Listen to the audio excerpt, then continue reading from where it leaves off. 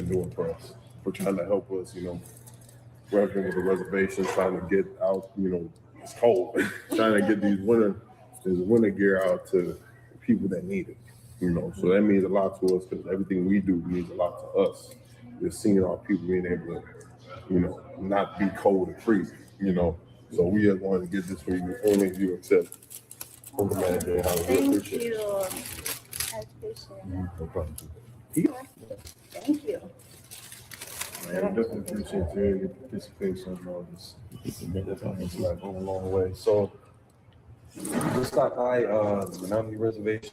Yeah, let me take you into the classroom.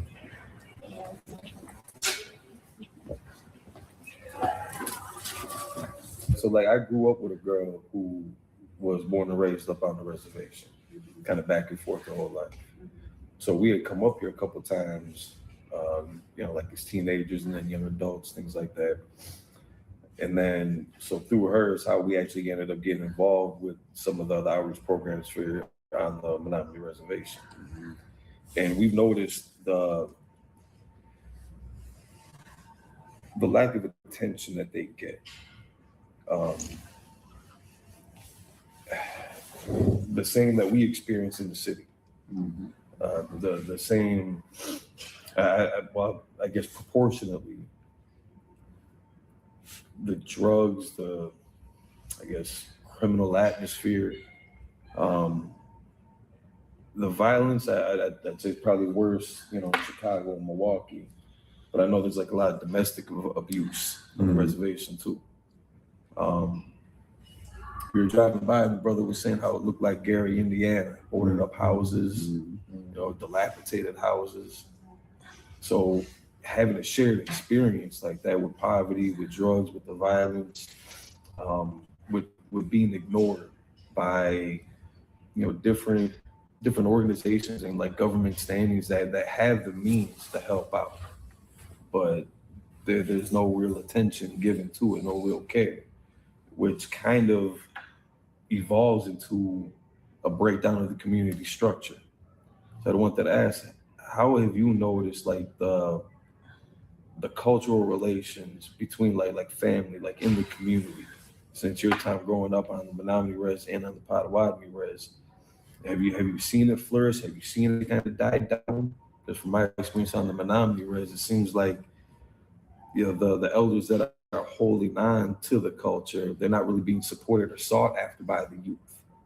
So it seems like there's, in like a couple of conversations I had with them, there is a concern of them, just kind of letting it slip through their hands as the next generation that normally would have been kind of responsible to keep it alive.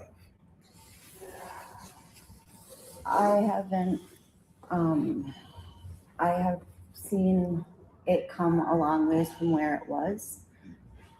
The other thing too is, I don't know how much you know about this, but Forest County, Potawatomi, we were the poorest tribe in the state of Wisconsin at one time. And I understand what you're talking about too as far as the city life. My son I raised him till he was 9 in Milwaukee. And I was there for some of my youth growing up to the age of 7, and then went back there with my own son. And so I know exactly what you're talking about. The domestic violence portion, I think a lot of that has to do with generational trauma. So there's that, and it's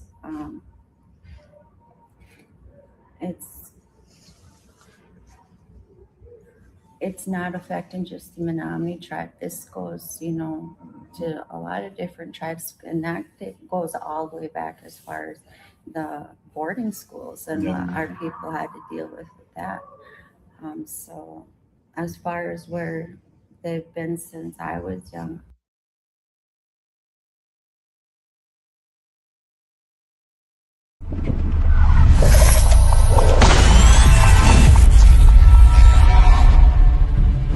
you're a black Marine or a black whatever in the white man's military, that make them want to kill you more.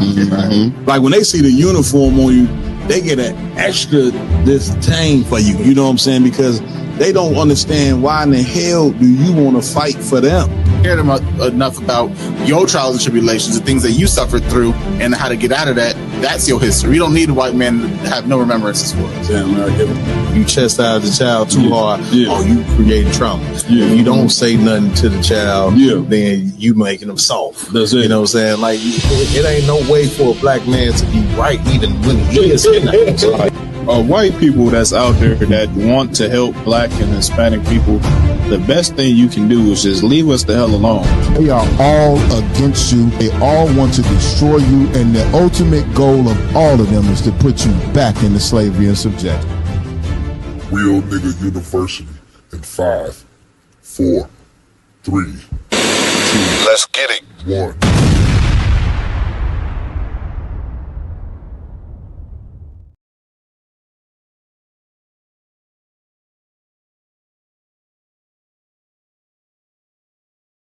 With man, y'all ain't gonna get rid of us, man. You ain't gonna do it. We here to stay. You know what I'm saying? Y'all know how we do it, man. One West Style coming at you with another podcast. I had an amazing time last week out in Cincinnati. Give Captain Potazar a hand. All right. Great time. But before we get in that, like always, we want to give it up to the Most High, the God of blacks, Hispanics, and Native American Indians. Yahweh in the ancient Hebrew. Right. And of course, we want to give it up to our King, Yahweh Shah Mashiach, whom the world ignorantly calls Jesus Christ. And of course, we got to give it up to the man with the plan, none other than Commanding General Yohana. That's right. Like always, man, I want to give it up to my amazing co-hosts that rock it out with me every week. To my right, we got Officer Lamar Yala in the building. To my left, we got making all the fly t-shirts in the world. We got Officer Yara down in the building. And to my far right, we got Officer Iowa Lum in the building. To my far left, we got Officer Mayad in the building. Also, brother that made himself a member of the Round Table of Truth. You know what I'm saying? We got to order him a chair as well. They had the brother sitting in the fold-up chair, y'all right. See what I'm saying? We got none other than Officer Award and on Bigo Live. Right. You understand? Do we need to get him a mic, Ramawan? Oh, he good. Award. Do we need to get him a mic? Or he don't. I'm just asking if he don't need it. Yeah, you know what I mean? I don't know. Yeah. Well, y'all just do that. We just make sure we get the brother a mic, man. You know what I'm saying? He's starting to be consistent now. Before he wasn't. You know? No, I was just messing with the brother. Got to give it up to my technical team doing what they do every week. You know what I'm saying? Got to give it up to Officer Ramawan. I'm right. Brother don't stop working, man. You know what I mean?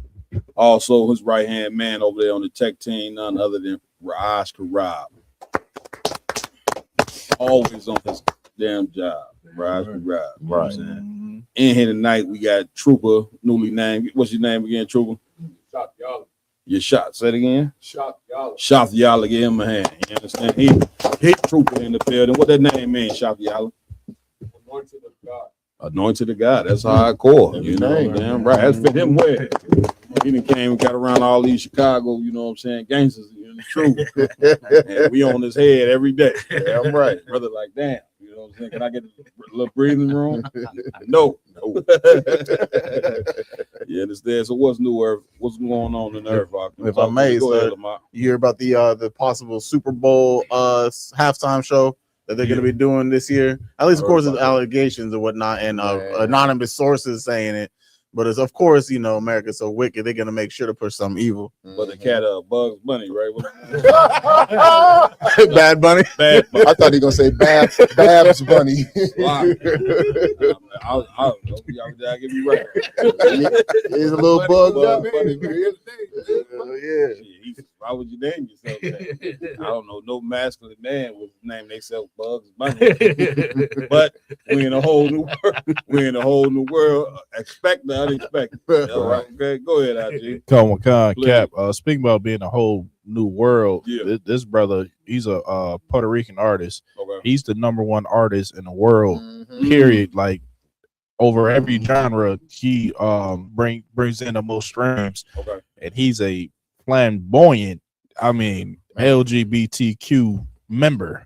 Okay. You can see it, it's clear as day. But this is the #1 artist on the planet Earth, Yeah. and he's a flaming homosexual. That seems to be, you know what I'm saying, the claim to fame nowadays. God. If you want to sell records, you know what I'm saying, if you want to sell movies, or you want to be a superstar pastor, you know what I'm saying? Wear a pink suit every Sunday, and your church is gonna be filled, you know what I'm saying, with the more feminine, you know what I'm saying, you act as a man. Mhm. You know, man ain't supposed to have that whole notion about tapping to your feminine side. I don't know who in the hell came up with that garbage there. Man, I hate to tell you, Black, Hispanic, Native, Indian man, you the only man on earth that you don't have no feminine side. right. And if anybody come to you with that and try to teach you that, you know what I'm saying, you're supposed to look at them like they got 3 heads. Damn right. Because that shit is off. You know what I'm saying? Go ahead, my y'all. Hey, Con, so I'm gonna start calling him Babs Bunny now. Speaking of Babs Bunny, you know what I mean?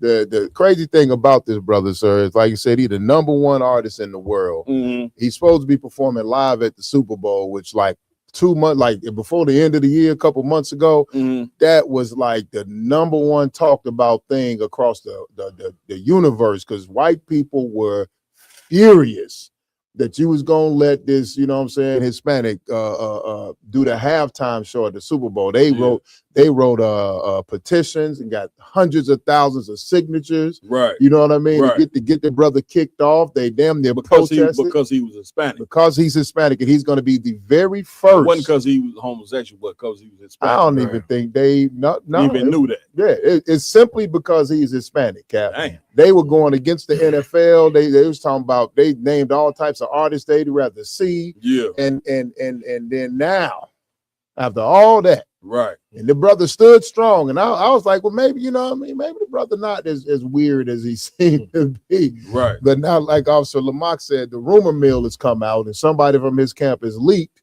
that he might do the Super Bowl in drag. Nope. That's it.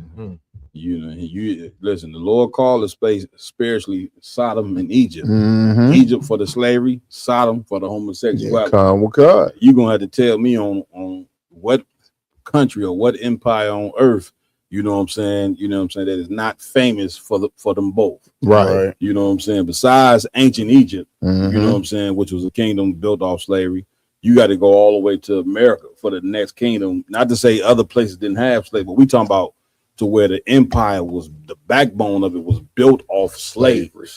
You talking about America. Then that ain't enough.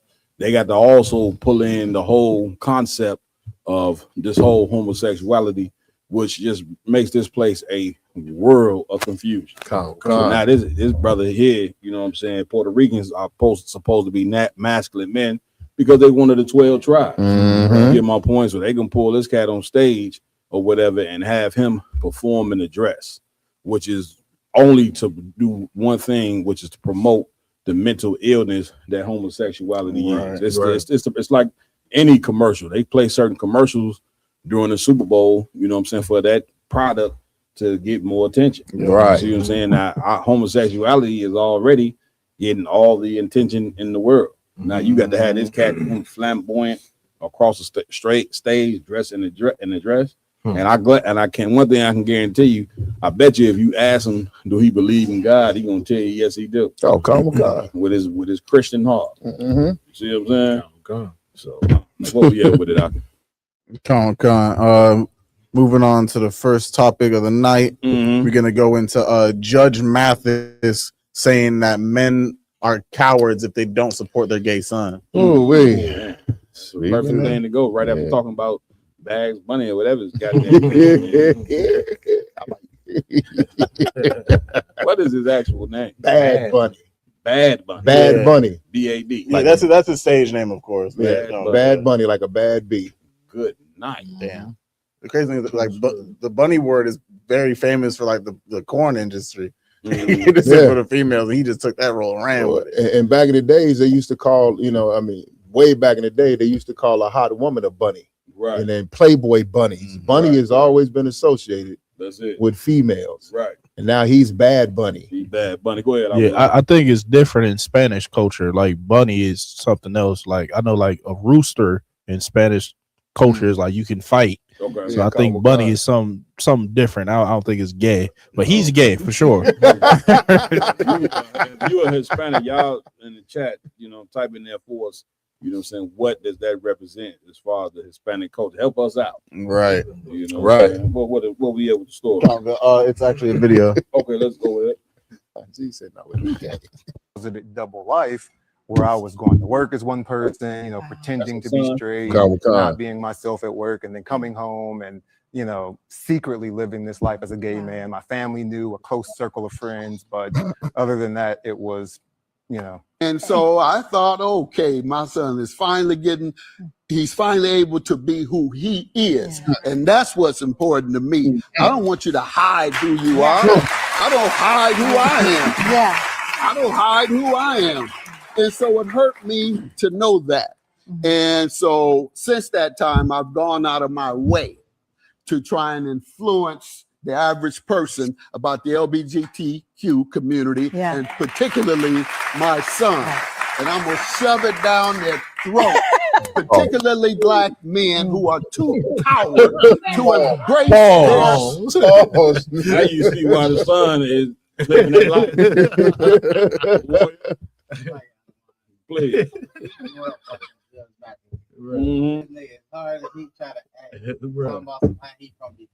Yeah. He wouldn't have known. And who he talked about? He talked about Wendy Williams, and all the people, and how he really wasn't. He wasn't for homosexual. He's really against it coming up. I got all of a sudden now he changed because he found out his son. Well, that's the whole vibe of America is that, you know what I'm saying, you have to accept it. Right. Anytime you make something taboo to speak against, then what you're telling this brother here is that you shouldn't speak against that. He is being who he is. You know what I'm saying? Don't, you know what I'm saying, accept your son, accept your child. You see what I'm saying? When the Lord don't, and then when you go in that Bible, the Lord is not accepting that. You get my point? And once again, I can guarantee you, Judge Mathis claimed to be a man of God. Right. Once again, what God are you talking about? Right. You get what I'm saying? Because it's a ton of gods, you know what I'm saying? But are you talking about the one that's written of in them scriptures? Because the one in the scriptures is against homosexuality. Damn right. And he even tell you, you know what I'm saying, that you're gonna get a reward for living that life, and it ain't gonna be a good reward. Everybody know what reward I'm talking about. Mind you, this cat, his name is Judge Mathis. This is somebody that sat with a robe and would judge matters, you know what I'm saying, over people and their situations. Meanwhile, you know what I'm saying, he don't know that homosexuality is wrong, but yet he put on a black robe and will judge over somebody's matters. Right. Which goes to show you, you know what I'm saying, that to be a real judge, you got to be able to sit and understand real judgment that comes from on high. Talking about the Most High. See, this earth here is destitute of God. Right. You understand? Like, once again, you think the Most High is the one that created the earth. You know what I'm saying? He created everything. Earth been around 6 to 10,000 something odd years. He created all that. You know, he before time. You know what I'm saying? But yet, because of the ISUBK, everybody act like we introducing a brand new God to them. Right. You see what I'm saying? Because we've been following Satan for so goddamn long. Get my point? I mean, this is ridiculous. Go ahead and play the rest of that tape. You got something you want? I'll wait. Sir. It's up to you. Go ahead. Get down, Ramon. Of course, you know, a lot of brothers and sisters watch Judge Mathis, you know, growing up or whatever. And the first thing, if you ever watch the show, they say, "Oh yeah, you know, Judge Mathis came from hard streets of Detroit. He came from the penitentiary, worked his way, you know, trying to paint this persona of this masculine man. That's it.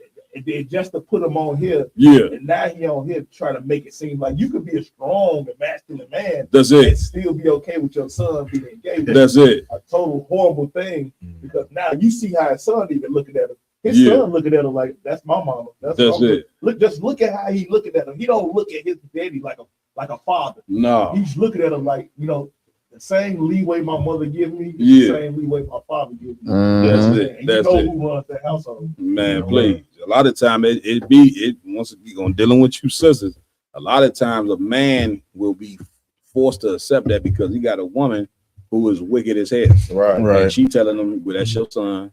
He chose that life. You should accept that. You get my point? And that be that. Y'all done? God, if I could say, just to piggyback, my fathers, I just said that same thing. He tried to keep his wife happy.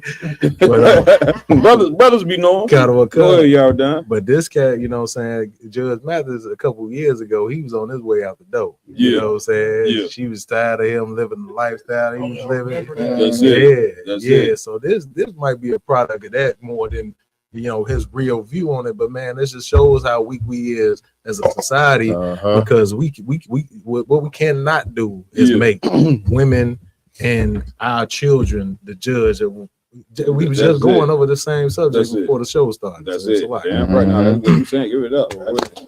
Come on, my y'all. Hey, Sluggy, sir. And the more America stands on top of the necks of Black, Hispanic, and Native American men, the more destroyed we become. The more our will seems that collectively our will, outside of the ISUPK, our will is collectively being weakened. You know what I mean? Because we went over a story a couple months back where this brother was supposed to be a strong, proud father that was, stood up and raised his boy to be a man, but now his boy turned out to be LGBTQ and going to prom in this big elaborate dress with the makeup and the nails and stuff, and the brother was escorting his son to the car to meet with his man date, and we noticed that this brother was surrounded by nothing but women. It was the wife, the aunties, and all of them surrounded. Like, that brother got beaten down so hard. Like you said, our sisters come in now and they make it seem like it's something wrong with us because we don't accept their lifestyle, not knowing that's a natural male instinct. That's wrong. We can't understand it, and we're not meant to understand that because it goes against nature. But America has put our sisters in a position and us in a position where it's slowly but surely beating and destroying the masculinity out of Black men. Damn right. Give it up. Let's finish playing the tape if we could. Son, you are coward. I was living this closeted double life. I guess that was it. You know what I'm saying? Get down, y'all done. Yeah, what he said at the end, which got like we probably skipped over it a little bit, but he was saying that the Black man is a coward if he don't support his can we get that part? We skipped he said it right. He paused it right when he said it. So he kind of glossed over it. I ain't no sweat. So what he was saying? He was saying that you as a Black man are a coward if you don't support your gay son. And I'm gonna reverse it on the so-called judge. You know what I'm saying? Because you are a coward if you do allow this society to beat you down and teach you that you don't love your children. Let's play it. I want to hear him say it. You know what I'm saying? Otherwise, people will be like, he ain't say that. He said it with such passion, too. You quoting something that wasn't said. You got to have it on record. Okay. Where I was going to work as one person, pretending to be straight, not being myself at work, and then coming home, secretly living this life as a gay man. My family knew, a close circle of friends, but other than that, it was, And so I thought, okay, my son is he's finally able to be who he is. And that's what's important to me. Right. I don't want you to hide who you are. I don't hide who I am. Yeah. I don't hide who I am. And so it hurt me to know that. And so since that time, I've gone out of my way to try and influence the average person about the LGBTQ community, and particularly my son. And I'm going to shove it down their throat, particularly Black men who are too coward to embrace their gay son. You are I was living this cloth. Hey, Cap. Like he didn't say all mankind. He charged black men. Black men. You a coward. Right. Like, as if, you know what I'm saying, homosexuality ain't running rampant throughout the black community already. We got to have Judge Mathis come on there and tell us we a coward for not accepting our son acting like a goddamn woman. Right. Come on, my y'all. Hey, Cap, and what's even heavier about this video? While he's sitting in there on his soapbox, on his self-righteous rant, and revving himself up. Right. Tamron Hall is sitting there looking like, the sister is looking like, he going, oh no, like you can tell she disgusted by him saying it. She disgusted by the passion that he putting behind it. Like, but she trying to keep her composure for her show. Right. But you can look at the sister's face. I looked at the video a couple times. Right. You can look at that sister's face and tell she do not agree with that nonsense. That's it. You know what I mean? And what's so sad is that he ain't helping his son, you know what I'm saying, by, you know what I'm saying, agreeing with it. His son has an obvious mental illness and a demon. Yeah, he ain't helping him fight the demon by saying that it's okay for him to do that. You see what I'm saying? Like, he's supposed to not accept that life and tell his son, you know what I'm saying, I ain't messing with you while you living that life. You get my point? Because to go ahead and accept it, you know what I'm saying, is basically accepting his son being destroyed. And you can see when the son was talking, his body language itself say he really don't want to take this stance, but for some odd reason he feel like he got to take that stance. And furthermore, you heard what he said. His son felt like he had to hide it. Yes, men, you know what I'm saying, who are home live that life. Yes, they gonna go hide it because instinctively they know that it's wrong. They know that they ain't supposed to be acting like this. You see what I'm saying? But nobody has enough courage to come and say that this life that you live in is unacceptable, man. Nobody but the brothers in the ISU. That's the reason why the Lord raised up prophets, because prophets are the only one that have the courage to speak against this mental illness and speak against an empire when it's wicked. And that's the job of us. You see what I'm saying? So big up to all the brothers in the school for taking the stands that they take. A warrior coming to you at next. I will. Select, I don't want to. Please. Ask a question. Before they come with that question, go ahead and say what you're gonna say. Please. Like, man, that whole scene was just so unseemly. Like, them were two big burly niggas. Buddy was a right tackle with a linebacker.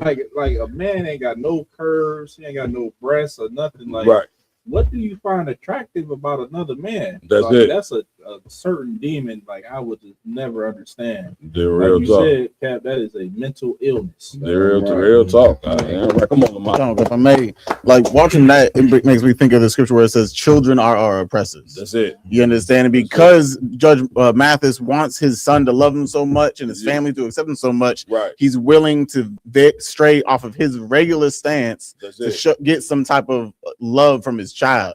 Means because your child wants to go do what they do and you want your child to love you, you're going to go change your own standpoint to receive that type of affection from your child. But really the way you're supposed to do is supposed to correct your child, tell them what they're doing is wrong to get that love, because love is telling someone the truth. So now when Judge Mathis have a dinner at his house, he and his son come in with another man. They sit down at the table. You know how a couple may do, normally a man and woman, they sitting there with the family and they may kiss or something. Now he got to watch his son kiss another man with a big beard on his face, kiss him in the mouth, and he got to accept that this is okay. Right. You see what I'm saying? Come on with the question, boy. I'll come to you. This brother, his name is Angry Man. He on YouTube. Go ahead, Angry Man. You. Hey, peace. Hey, peace to the brothers. Peace to the fellowship. Man, what's going on? I got a question real quick. So I want to read something, and I want you to tell me if it's wrong or not. Go ahead. So it says, and what I'm about to read, it says, during the exile in Babylon, Israelites, including priests and Levites, married and had children with foreign women from surrounding populations, while Jeremiah advising, building, living their lives. This practice was later condemned by Ezra, leading to many divorces and men disown their children. Is that true? You said wait a minute. Hold on. So we'll get a clear understanding on what I'm asking, and I appreciate y'all time. Yeah. So we got that statement, and then 70 years in biblical time is how many years? Well, what book did you say this was from? This is from the Bible. This is from the exilement. When the Israelites got exiled from Canaan. You said what book? It wasn't just Israelites commentary that got disciplined by God, according to your book. I'm just saying that according to the Bible, it was 70 years, and we're not talking about today's 70 years. We're talking about biblical 70 years. How many people was created in that time span in the biblical narrative of 70 years? And is this why you won't accept your biological kids that you made in your ancestry? Yeah, I don't. You just asked about 4 questions in one, and you said this is. Wait, go word. Break it down. What the brother asked. Basically, what he read some commentary, and he basically asking during biblical time.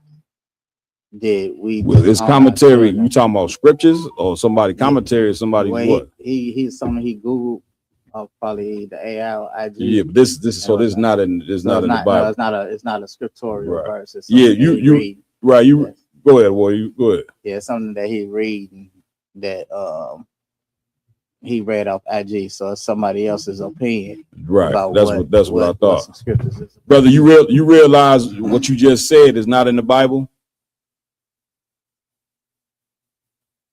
You know, somebody's commentary is not scriptorial.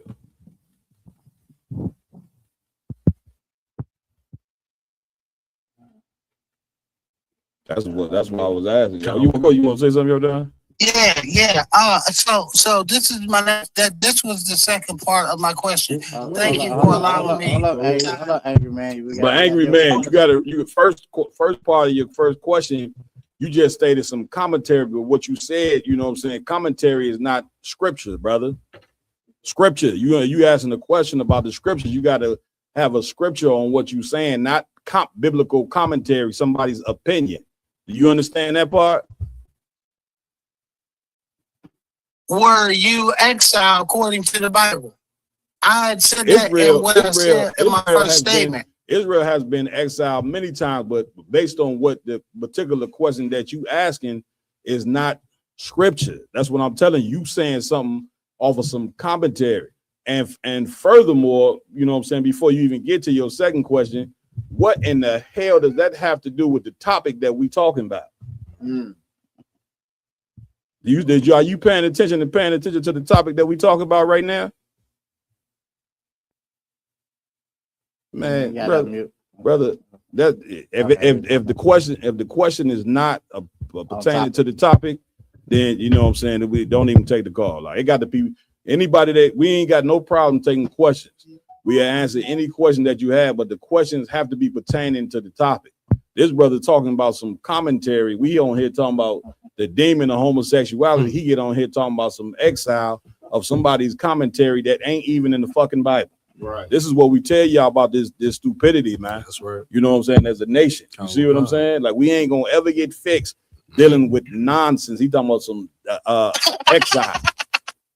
And you talk about, like, you know, go ahead, y'all done. If I could, just to get back on topic, you know what I'm saying? Please get at it. Next time, you know what I'm saying, you want the question, you want to make sure the question, because this is just wasted time. Go ahead, y'all done? Yeah, just to get back on topic, the whole thing of it is what was so diabolical about what Judge Mathis did is to say that, you know what I'm saying, correction is the wrong way path to go. Right. In the Bible, it says that we are supposed to love people the way that Christ loved the church. Damn If right. we love people the way that Christ loved the church, Christ corrected the church. That's right. You know what I'm saying? So that's showing love and placing a conscience in the people. Yeah. When the people understand what they doing is wrong, then they would hide it and try to excommunicate themselves from whatever they're doing is wrong. That's if it. you just go and just say it's okay to do whatever you want to do, then you excuse them and you killing their conscience. And here's get y'all down the hand for that one. Here's the other thing that we cannot miss in this whole thing is that Judge Mathis failed his brother as a father. Right, so that's the part. Damn That's you see him when he ducked his head down like that. That's the shame, you know what I'm saying, that he is feeling from failing this boy, from not raising him up, you know what I'm saying, to be what he should be. And black people and brown people, let this be a lesson. When you don't stick by a moral code and when you don't have a culture, you're going to be in the jam, because now you don't have no solid ground to stand on. You don't have nothing to say, this is wrong and this is right.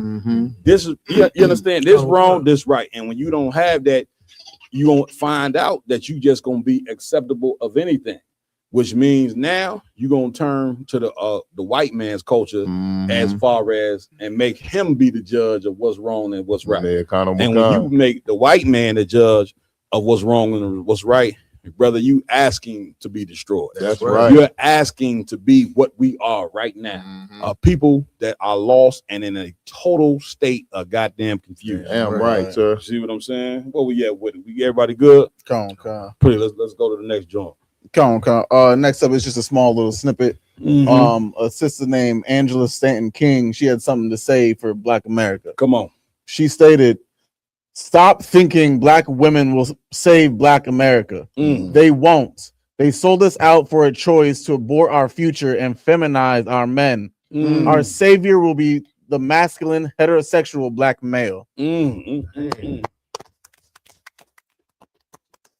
right. Where we go with this one? That was a hell of a statement. Yeah. Come Right though. You know what I'm saying? Y'all that? If I could, sir, please. This sister, man, this is have been the topic, you know, say on our few show times. for a few times. She's been on the round table, which means we need to be getting in contact with her, making her okay. See what I'm saying? It look like, you know what I'm saying, she looking for some masculinity, and we got a ton of it sitting right here at this table, right here. We gonna need a mop. Nah, let me stop. Go ahead, you heard that. No, that was pretty much it. But what the sisters are saying is right on point. Yeah. You know what I'm saying? We got to realize, you know what I'm saying, that what sounds good, you know what I'm saying, to your ear and pleasing to your ear. That's it. Ain't what Black people and Hispanic people and Native Indian people really need. That's it. We really need, you know what I'm saying, what the ISUPK is teaching. And Damn it don't right. always sound good to your ear. Damn I right. know some of the things you hear we say, you'd be like, I don't know about that. That's a little rough. Damn right. But if you do your research, damn you right. actually do like you was just telling the brother, go to the scriptures about it. That's you it. know what I'm saying? Don't come and tell us what somebody think about the scriptures. Damn right. Go to the actual scriptures and see what the scriptures got to say about it. You will realize what the ISUPK is teaching is the right thing. You know, get y'all down the hand for that. And here's the thing: we Black people, man, we in a I don't know if y'all noticed, but are y'all paying attention to the thing that's going on in the earth? I mean, I don't know about you, but we dealing with some give me the right look. It's some very serious times going on right now. You understand? Like the Third World War is at your doorstep. So a war, it represents so many things, you know what I'm saying, that's gonna go not as normal. Like the earth is about to change. Right. You understand? America is not about to be the whole fun and entertainment that is normally have been. So seeing that you need real leaders during this time, you know what I'm saying, to kind of like wake you up out of this fantasy and this sleep that you in. America is about to be over with. Damn right. And you're not seeing it. You know what I'm saying? So to not be paying attention to what we're talking about and to come ask a dumb, silly question like that, it really just means that, you know, you're not serious about fixing us as a people. Damn right. You understand? Some questions is just to cause confusion. It ain't to really get an answer. You understand on what it is for on what direction that we need to be moving in. Right. Now, what this sister said was so powerful, you know what I'm saying? And you got to applaud the sister because, again, it takes strength even for a woman to be able to come out and make that statement because sir. Black men, number one on the list, you know what I'm saying, are the most hated in America without question. I don't think anybody could argue that. You understand? Brown man, you coming in number 2, as you can see right now. They ain't even want you performing at the goddamn Super Bowl. Right. You see what I'm saying? Right. So Black and brown men are the most hated right here in America. And the sister is telling you that it ain't gonna be women, you know what I'm saying, that lead the charge in fixing us. That's what she's telling you. And what she's saying is correct, it's biblical. Right. Excuse me. The Lord say the flock of my pasture are men. And we tell you this all the time. We tell you on this show that it's the job of a man to be a leader. You understand? And to fix his house. But first, a man must fix himself. And how does a man fix himself? He got to run across men that are better than him. That's right. And the problem is, in our community, we ain't running across men that's better than us. The cats, you know what I'm saying, that we supposed to be looking up to is the one that's giving us the guns to go commit a crime. Right. Or they giving us the drugs to go sell like they sell. Right. So the youngsters, they look up and looking at the elders in the community and saying, is this what we got to look to? You know what I'm saying? Then they try to go, you know what I'm saying, to the place to get some spirituality, the Christian church, and they go in there masculine. They walk out with their hand, you know what I'm saying, they wrist broke. Right. You see what I'm saying? So you know the church ain't the place for leadership. You get my point? They tried to go to Islam. Islam, you know, you take you can look religious in Islam, but when you really examine the Muslims and the Nation of Islam, they Christians too. That's right. Where the boot wearing, we just once again, it's the round table truth. You ain't gonna be able to hide, you know what I'm saying, from us. You know what I'm saying? Them niggas is just as wicked as Christians. Damn right. So sir. now Black men are looking for some solid leadership and can't find none. Could you imagine that? To be lost and destroyed and to be looking for a place where you can get right and can't find it. Right. Then the place, you know what I'm saying, that is the place where you can get fixed. They demonize in the ISUBK like we the most wickedest niggas on the face of God green earth. And what's up in the damn magazine talking about, you know what I'm saying, we a damn terrorist group along with the Klan and everybody else. And then you go check the police records. The UPK has a clean slate and clean record with no crime, no nothing, not even a misdemeanor since 1969. Right. You see what I'm saying? But we are looked at as bad because we speak against homosexuality. Right. Because we say that a man and a woman, you know what I'm saying, should be together for life according to the Bible. Women shouldn't be whores. You looked at as the most evilest man on the earth for standing was right. Right. And then when you open up the records of the Bible, you find out why we hate it. Because Christ stood for the same things that we stand for. He's the reason why we stand for the thing. And then Christ said, what Christ said in the Bible. Somebody get that scripture for me. We ain't got to talk about it. We ain't got to do like the brother just did, talking about some commentary. We're gonna go to the scriptures and actually read what is in the goddamn Bible. Remember the joint where Christ say, no, you know what I'm saying, of a surety, they gonna hate you because they hated me. Jesus Christ, you know what I'm saying, was put to death because he was hated, not because he was loved. You understand? You get that out your damn head. You know what I mean? Where we at with it?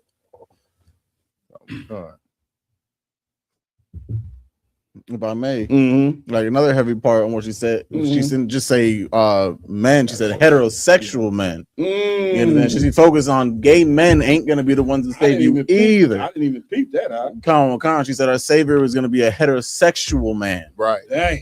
Right. Khan. So it's like all these women want to root for. Yes, sir. I'm dead sure. Y'all see if we can get in contact with that sister, see if we can get on the show. You know what I'm saying? Go ahead, my y'all. Hey, I got the scripture cap, but before, if I Please, could, get down. If you put the story of Judge Mathis and what this sister said back to back, this is the problem in the black and brown community here. Come on. You know what I'm saying? You got black and brown men who are so beat down, they're afraid to stand up. They want to go along to get along. Right. So if it means I gotta change my views on LGBTQ lifestyle. Right. If it mean I gotta believe in happy wife, happy life, and become a damn servant and a slave and a second-class citizen in my own household, That's it. so I can look like a good man, Right. and be called high value, that's what I'm gonna do. Right. But then you got sisters who are looking around and realizing where all the real men at. Damn You know what I'm saying? Like, damn, these dudes are getting more and more effeminate. Who to blame? Well, then, damn, these brothers over here are saying that we to blame. Right. And then when they look at their girlfriends, they look at their moms, their aunties, and they pastor, they looking and they see, goddamn, we are to blame. Damn right. You know what I mean? That sister is doing what Judge Mathis should have the balls to do. You know what I'm saying? With to stand up to the brainwashing and be able to not be afraid to stand up to the LGBT lifestyle and tell his son, if you're gonna be like that, you got to go. Judge Bath is too busy trying to please that woman. You see how he was chasing her down when she was getting ready to leave him. You know what I'm saying? He in the mindset that whatever this woman say, he gonna agree with. Damn you right. know what I'm saying? Which you know what that lead to. I ain't surprised that Judge Mathis ain't on all fours in that bed. You know what I'm saying? On elbow. Hebrew. Oh. You accept homosexuality. I'm dead ass. You know, you accept homosexuality, you know what I'm saying? I wouldn't be surprised Judge Mathis on elbows and knees in that bed. Good night. With a pegging kit. And a big jar of Vaseline. I'm gonna pass it on over to the brother y'all done. So like it, sir, while he was over there speaking at a one, she was over there nodding. Yeah, she the head. She big mama. She big. Go ahead, award. The baby. Go ahead. But the sister, Ms. Rakib from last week, asked that intelligent question. Yeah. She has Before she go, let's get the scripture, then we go to her next. It's the book of John, chapter 15 and verse 18. Go ahead. If the world hate you, if the world do what? If the world hate you, go ahead. Ye know that it hated me before it hated you. That's how you know you one of Christ's disciples right there. If you hate it, you understand? Because they hated Christ, which is why they put the man to death. Right. They put the man to death because Christ was not down with the Roman Empire. He wasn't teaching what the Romans was teaching. Right. He was an enemy to the religious institution during that time, the Sadducees and Pharisees. And what the Christian church don't realize is when y'all read the Bible about the Sadducees and Pharisees, y'all don't realize that that's y'all. No time does your preacher click in his mind that he's the Sadducee. It just never clicks in his head. Help me out. Go ahead. Like it, sir, they be thinking about some made up, you know what I'm saying, fictional, Yeah. evil man, and they like, no, that's you right Yeah, that's you. went That's to- it. You the Sadducee and Pharisee. Right. Good.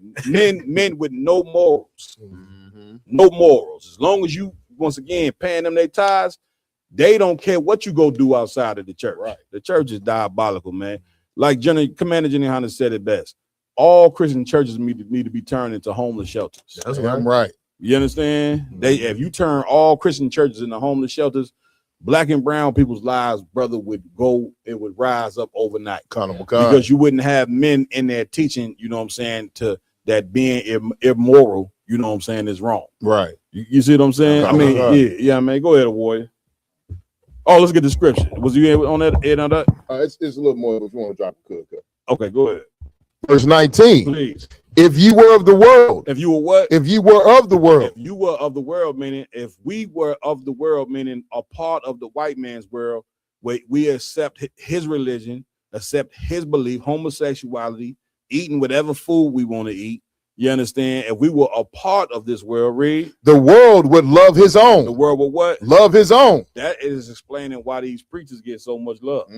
Because they are a part of this evil world. You can't tell me America is not an evil world. Right. You can't tell me the world that the white man created is not diabolical and evil. Right. You understand? So now you just pulled a scripture and that showed you why righteous men are hated and why wicked men are loved. Right. You understand? Come on, warrior. Okay, this Miss Rakib. That's Raquel. I know y'all saying Raquel. I told y'all that's Raquel from the hood. Go ahead, sis. beautiful beings. Shalom, brothers Shalom, and sisters.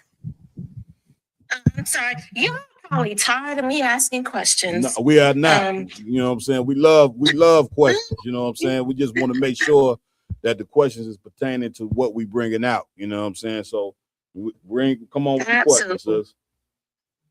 Okay, so first of all, Judge Mathis has always reiterated his story without reiterating others. It's a shame because he's a judge and he has plenty to share besides his own. Okay. Second of all, Black women have inserted government entities, causing the lack of self-ethics, values, and her own morals, which, is unfortunate because our ancestors teach us these things, right? Right. But the most important question I have is those that will be in attendance of the Passover, will you have vegetarian options? I believe so. Yeah, if I'm not mistaken, you know what I'm saying? Yeah, it should be vegetarian options there. You know what I mean? Only day that you have to eat meat, I believe, is Passover. Okay. You got to eat a piece of that lamb. You know what I'm saying? So if you ain't used to eat meat, you just cut your little small piece. You know what I'm saying? But other than that, you know what I'm saying, we should have food there for everyone. Are you coming to the Passover, sis? Yes, I will be a visitor. Now, I'm there because of my sister Divine. And no shade. And to visit you all, brothers and sisters, too. But my blood brother lives in Houston. Okay. So I will definitely be there with my brother, my nephews, and his wife. Okay. And it just kind of worked out because it's in the same vicinity. So I'm knocking two birds out with one stone. Man, well, since we're gonna love to have you, you know what I'm saying? Here's one thing I can guarantee you're gonna walk away amazed at the brotherhood and sisterhood that you see in the IHBK. You know what I'm saying? Once again, the scriptures say my little sanctuary, you know what I'm saying? But of course, one thing about it is righteous people are contagious. You understand? People who have a morality, it's like it's the opposite of disease. Just like you got AIDS that spreads because of wickedness, well, righteousness, it spreads as well. You know what I'm saying? And this thing in the ISUBK that was started in 1969 and Commander General Hanna held on to it. It was passed down to him from 7 heads. This thing right here is taking on like wildfire. That's right. You know what I'm saying? And let me tell you something. It's taking on like wildfire at the right time because we are in a state, you know what I'm saying, of emergency right now. You know what I'm saying? As far as getting ourselves together and making ourselves presentable before the Most High. That's what Black and brown people gotta understand. You're gonna have to make yourself presentable before the Lord, before he bring this kingdom to an abrupt end, because that's where we headed right here in this place. Okay. You understand? Right. Where we going next? Come on. Ain't no sweat, sir. Shalom. Shalom, sis. Go ahead. Come on. So next up, we're gonna go into Erin Strotman. She's the nurse that did those abominable things to those babies in the NICU. Lord, let's get into it. Somebody done her down. Right. A nurse who admitted to breaking the bones of babies. She got a sweetheart deal then. She's getting a sweetheart deal now. Put it up full mass. Nurse who broke the bones of infants. Look at cycles. Gets a plea deal that's completely unbelievable. In an update, a judge has found Miss Erin Strotman, a Virginia nurse, guilty of felony child abuse for fracturing the bones of several infants when she worked in a neonatal intensive care unit at a Richmond hospital. Strotman pleaded no contest, was allowed to plead no contest January 15th to 20 charges filed against her, including malicious wounding and child abuse for several incidents between 2022 and 2024, in which she injured 9 babies while working at Enrico on Doctors hospital. I'm going to talk about how she was originally caught in just a moment. Just consider the most innocent of life imaginable. A baby, an infant.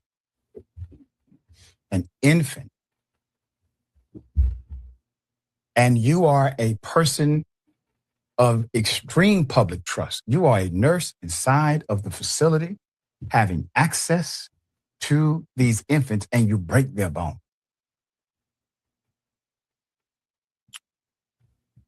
You're licensed, you're trained, you know better. In my opinion, you're held to a higher standard of accountability, not a lower one. If somebody from the street walked in and did that, judge, throw the book out. If this happened to be a black nurse, come on. He tried to avoid saying it's black. First he said it's somebody from the street. You understand? Like, black people, come on, man. You know what I'm saying? Like, I'm coming to you, Lamar. For us to even to keep talking, you know what I'm saying? Like, we don't live in a racist place. You know what I'm saying? That means we ain't ready to fix the problem. You get my point? Like, man, these people done destroyed us, done all type of stuff to us, and we gonna keep talking, you know what I'm saying, in circles. No, brother, just get straight to it. He eventually did get to it, but get straight. If this was a black nurse and if this black nurse did this to white babies, but she's been got 80 years for what she's doing. Come on, Lamar. Like you said, if she was into white babies, he didn't even say anything about the race of the babies. Right. He just kept saying infants over and over and over again. But what she did it to 9 separate black babies. He didn't say that. Give it up. Listen, what you're saying is so heavy. Once again, that means as a people we avoid. Listen, white people. The white man is a scary animal. He's so scary. You know what I'm saying, that you will try to avoid the truth. You know what I'm saying, when it comes to them. You understand? You will try to speak in circles and not even bring out the fact that this just wasn't. I don't give a damn what race of babies it was. It was wrong. But what he ain't get to, you know what I'm saying, unless he said it at the end of the video, what he didn't get to is this was 9 black babies that she done this to, which would tell you that this was racially motivated. You get my point? Like, what we scared of? They didn't done everything to us that you can do to a human being. What we scared of now, to where we can't just come out and say that this was, you know what I'm saying, obviously racially motivated. Come on, y'all done. If I could, please. Sir. What's so heavy about what you bringing out of one, and it's just like a perfect alignment of time. You know what I'm saying, for her to get this sweetheart deal right now, right around the time of, you know, MLK Day. You know what I'm saying, the man that wanted us to come together with these nations and do and not, you know, have our own doctors come out and look at our kids. But, you know, saying, like, have their doctors look at our kids. And have their nurses serving our kids. Our doctors wasn't good enough. Our doctors wasn't good enough. The white man got better doctors and nurses. So you know what I'm saying? So that's what he wanted us to do, is join. His water fountains is better. They ice is colder. The white man's toilets is this. This is what the civil rights was about, Ross. I know you kind of young, Ross, so you don't know. You know what I'm saying? But, yeah, this is what the civil rights movement was about. It was about, I don't want to sit on this black toilet. I want to sit on the white man's toilet. I don't want to drink out the black water fountain. I want to go drink out the water fountain with white people. I don't want to have my own black hospital. I want to go to white people's hospital. I don't want to go to the nigger restaurant, you know what I'm saying, to get food. Black people, the best at cooking food. I want to go sit in the white people restaurant where they don't put no seasoning on anything. Now, you know, these civil rights leaders that you love and you swear did something for us was the stupidest amongst black people. And listen, the Kerner report brought it out. The Kerner report, you know what I'm saying, said that the best of black people was the ones who did not want to join America. Not these idiots, these so-called bourgeoisie, you know what I'm saying, getting degree idiots, you know what I'm saying, that wanted to, you know, join us to our oppressor and thought that it was wise that we give up ourselves to join them. And then you wonder why we in the predicament that we in right now.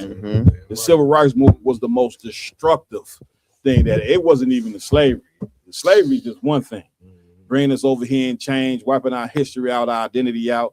But it was when your so-called leaders decided that us joining America was our best option, joining the people that hate us. It was the most destructive thing that ever happened to us as a people. Right, sir. Get my point? Come on, Maya. Was you done? Y'all were done? Come. Yeah, Maya. Hey, Cap, what you bringing out is so heavy, out of one. You know what I'm saying? The difference between the brothers in the ISUPK and the civil rights leader, and even this brother right here, I give his brother credit. He bring out stories. He doing his thing, but like you said, he care about his people. He do care about his people, Yeah, but man. like you said, he will dance around saying certain things. That's it. And Salakia, maybe in my limited time on this earth, you know what I'm saying, in this truth, I attribute it down to, I don't want to, say another word, but I'll attribute it to selfishness. See, in the UPK, we're taught to be selfless. That's the point. You know what I'm saying? We sacrifice everything, our lives, our time, our family, everything, so that we can raise up our people no matter what the cost. That's it. You know what I mean? We're not afraid of death. Like you said, they have done everything to us. So what in this day and age would make a man afraid to just plain out say, this white woman killed black babies, and if it was a black woman killing white babies, that it'd be a different out. Just come and plain say it like we do. That's it. It's a bit of selfishness because he doesn't want to happen to him what happened to others before him. You know what I mean? Even though he may not realize it. Right. There's a little bit of fear, and that fear makes you a little bit selfish. It's self-preservation. Yeah. But we done got rid of what that's supposed to be that natural instinct of self-prepreservation. Damn We right. on nation preservation. Damn you know right. what I'm saying? Man, give my yard a hand for what he's saying. You know what I'm saying? Was that it, Akim? Ramawan. Can we give a shout out to a few people in the chat room? I want to recognize them as well. Right. Also, too, for the people, brothers and sisters on Bigo, you don't just have to ask a question. You can also make a comment. If you would like to make a comment about things that we're talking about, you know what I'm saying, you can make a comment as well. All right. Go ahead, Ramawan, you got it. We got Lucky, if I say your name, I mean, if you're an officer in the school, you got your regular name. I'm just gonna do it. We got the Bell Thornton, brother, we copy like crazy on him and Ryan Allen. Most high Christ. Chicago sister, Rhea Stevenson. Yeah, good. Always Damn right. At Loyalty 7. Was we have Malak, I believe that's Officer Malak from out of Kansas City. Most high Christ. Papa Zahn, of course. Damn right. Sister Karma Dot still watching. You know, I know they got some things going on. Asha Iron, you know what I'm saying, watching it. And Quatazan, how that brother that brother watched the show faithfully every single Man, big shout out to Quatazar down in Buffalo, New York. We're gonna be back down there to see you, Ward. He on Go ahead, Jordan. He on it. Yeah, man, show the brother, you know, man, the brother got a hell of a zeal. And that's the reason why you got, you push this truth as hard as you do. You know what I'm saying? For brothers like that who love the Most High, love this truth. Right. I'm right. Go ahead. Was that it, Ramon? And a buzzer beater. Go ahead. Officer Maccabi. Man, big shout. Oh, yeah. Big shout out to Officer Maccabi in this thing, man. You understand? Where we at, Lamont? If I may, I know we will end up on it, but we didn't even say anything about what she actually was, like the sentence was. Yeah. Her sweetheart deal for what she did to those 9 black baby infants. I think it was some more. Was it some more tape on that? That video is 9 minutes long. Oh, okay. Well, go ahead, Lamont. You got it. Come on. So like what happened? Like she got 3 years Mm-hmm. for doing all 3 years. Damn. You know, that's insane. So for her to be doing those type of evil acts as a nurse in a hospital and breaking bones and only getting sentenced to 3 years. Yeah, Conor McCon. Like get that through your mind. Right on the broken bones part. Don't that damage the baby For life. Conor McCon. Hey, Conor McCon, if I could, the report say each of the way that she broke the bones of these children, they're never going to develop correctly. Right. You know what I mean? They're always going to, she has permanently disabled at least 9 black children that we know of that they caught her doing. She had been a nurse for a very long time. You know what I'm saying? And to get 3 years, that's why I call it a sweetheart deal. She didn't get. She's not accountable for nothing that she did. 3 years is nothing. You can get a speeding ticket or stop paying taxes for 3 years, right? And go to 3 years. That is the epitome of white privilege. That's the point. You know what I'm saying? That shows that even today in 2026, you know what I'm saying? Brothers and sisters love to state what year it is. Well, here's a reality check. It don't matter if it's 2026 or 1856. Right. You know what I'm saying? You are still the most hated creature in this country. Right. And there is no law, there's no justice for you. There's no law that's going to prevent you from being harmed and unalived. And as you see, even your infant children, if you are born black in this country, you are not safe from the moment you were born to the moment they lower you into that ground 6 feet.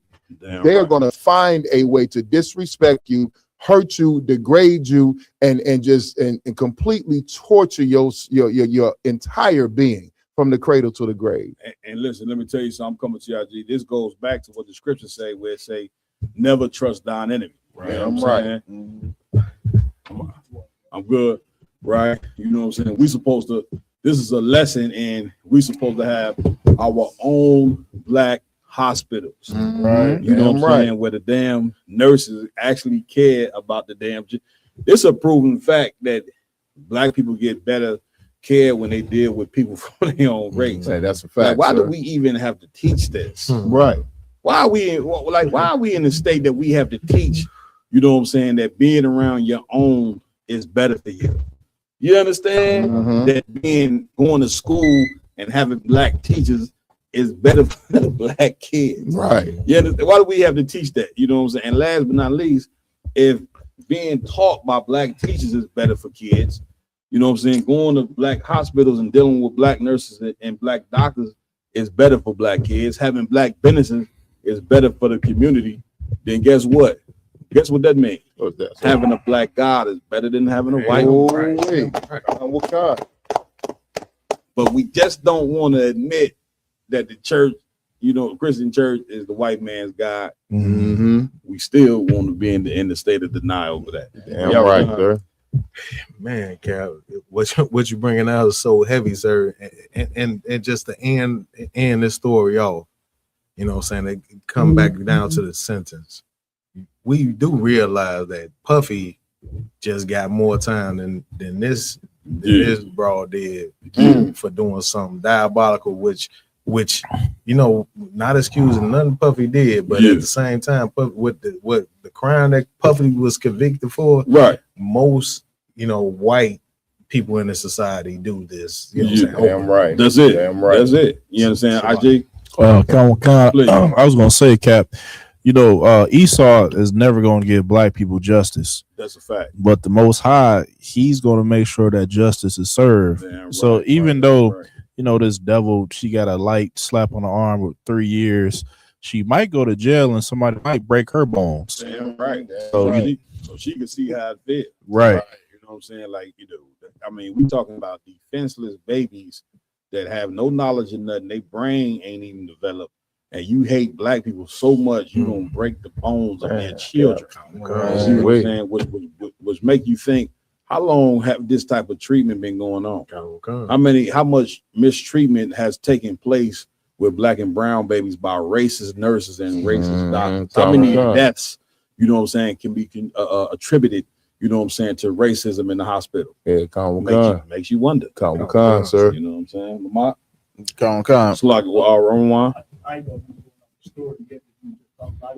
Please, yeah. I got some facts from that's the Bureau of Justice Statistics. Just talking about overall disparity in prison sentence, period. You know what I'm saying? So it does say this is just so I could have it transparent. This is from 2023. This is using the 2023 status from the U.S. Citizen Commission.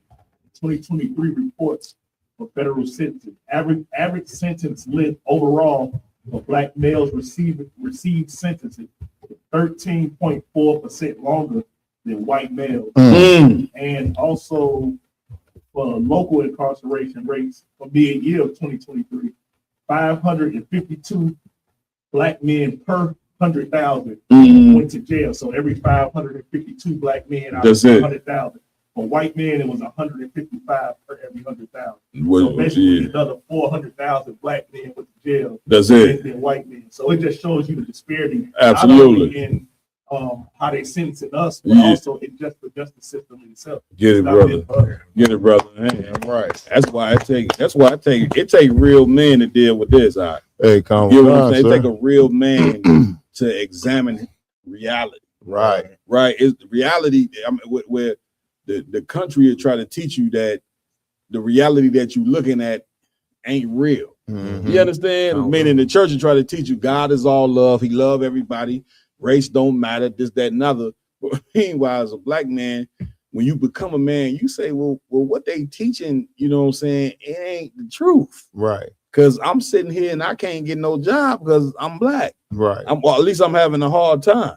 You see what I'm saying? Like I'm looking at what they're teaching in the church, and then I'm looking at the reality of what it is to be black in America, and it don't match up. Right. You get what I'm saying? So as a man, you know what I'm saying, you say, well, what can I do about this? What you can do about that is come get these pair of black boots and get in the fight with your brothers. You know what I'm saying? That's what the 144,000, you know what I'm saying? And the Bible ain't talking about going up and seeing 144,000 men in the sky when you dead. Right. The 144,000 is talking about black and Hispanic men that's gonna change the reality of their people, man. Right. And they're gonna change the reality of their people because they're gonna start to examine this world. That's why we all here, is that we have examined America for what it truly is, a place that's full of hypocrisy, where they teach you race don't matter, but it matters. Where they tell you racism don't exist, but it exists. Right. And as men, you know what I'm saying, we step up to the forefront and say, well, how do we fix this problem? And the way that we fix this problem, man, is by turning back to the Most High and by doing what he said to do. That's right. You understand? What we at with it, Priest? Come on. So moving on to the next topic. Are we going over the slavery exhibit over in Philadelphia was removed from the Independence National Historical Park? Come on with it.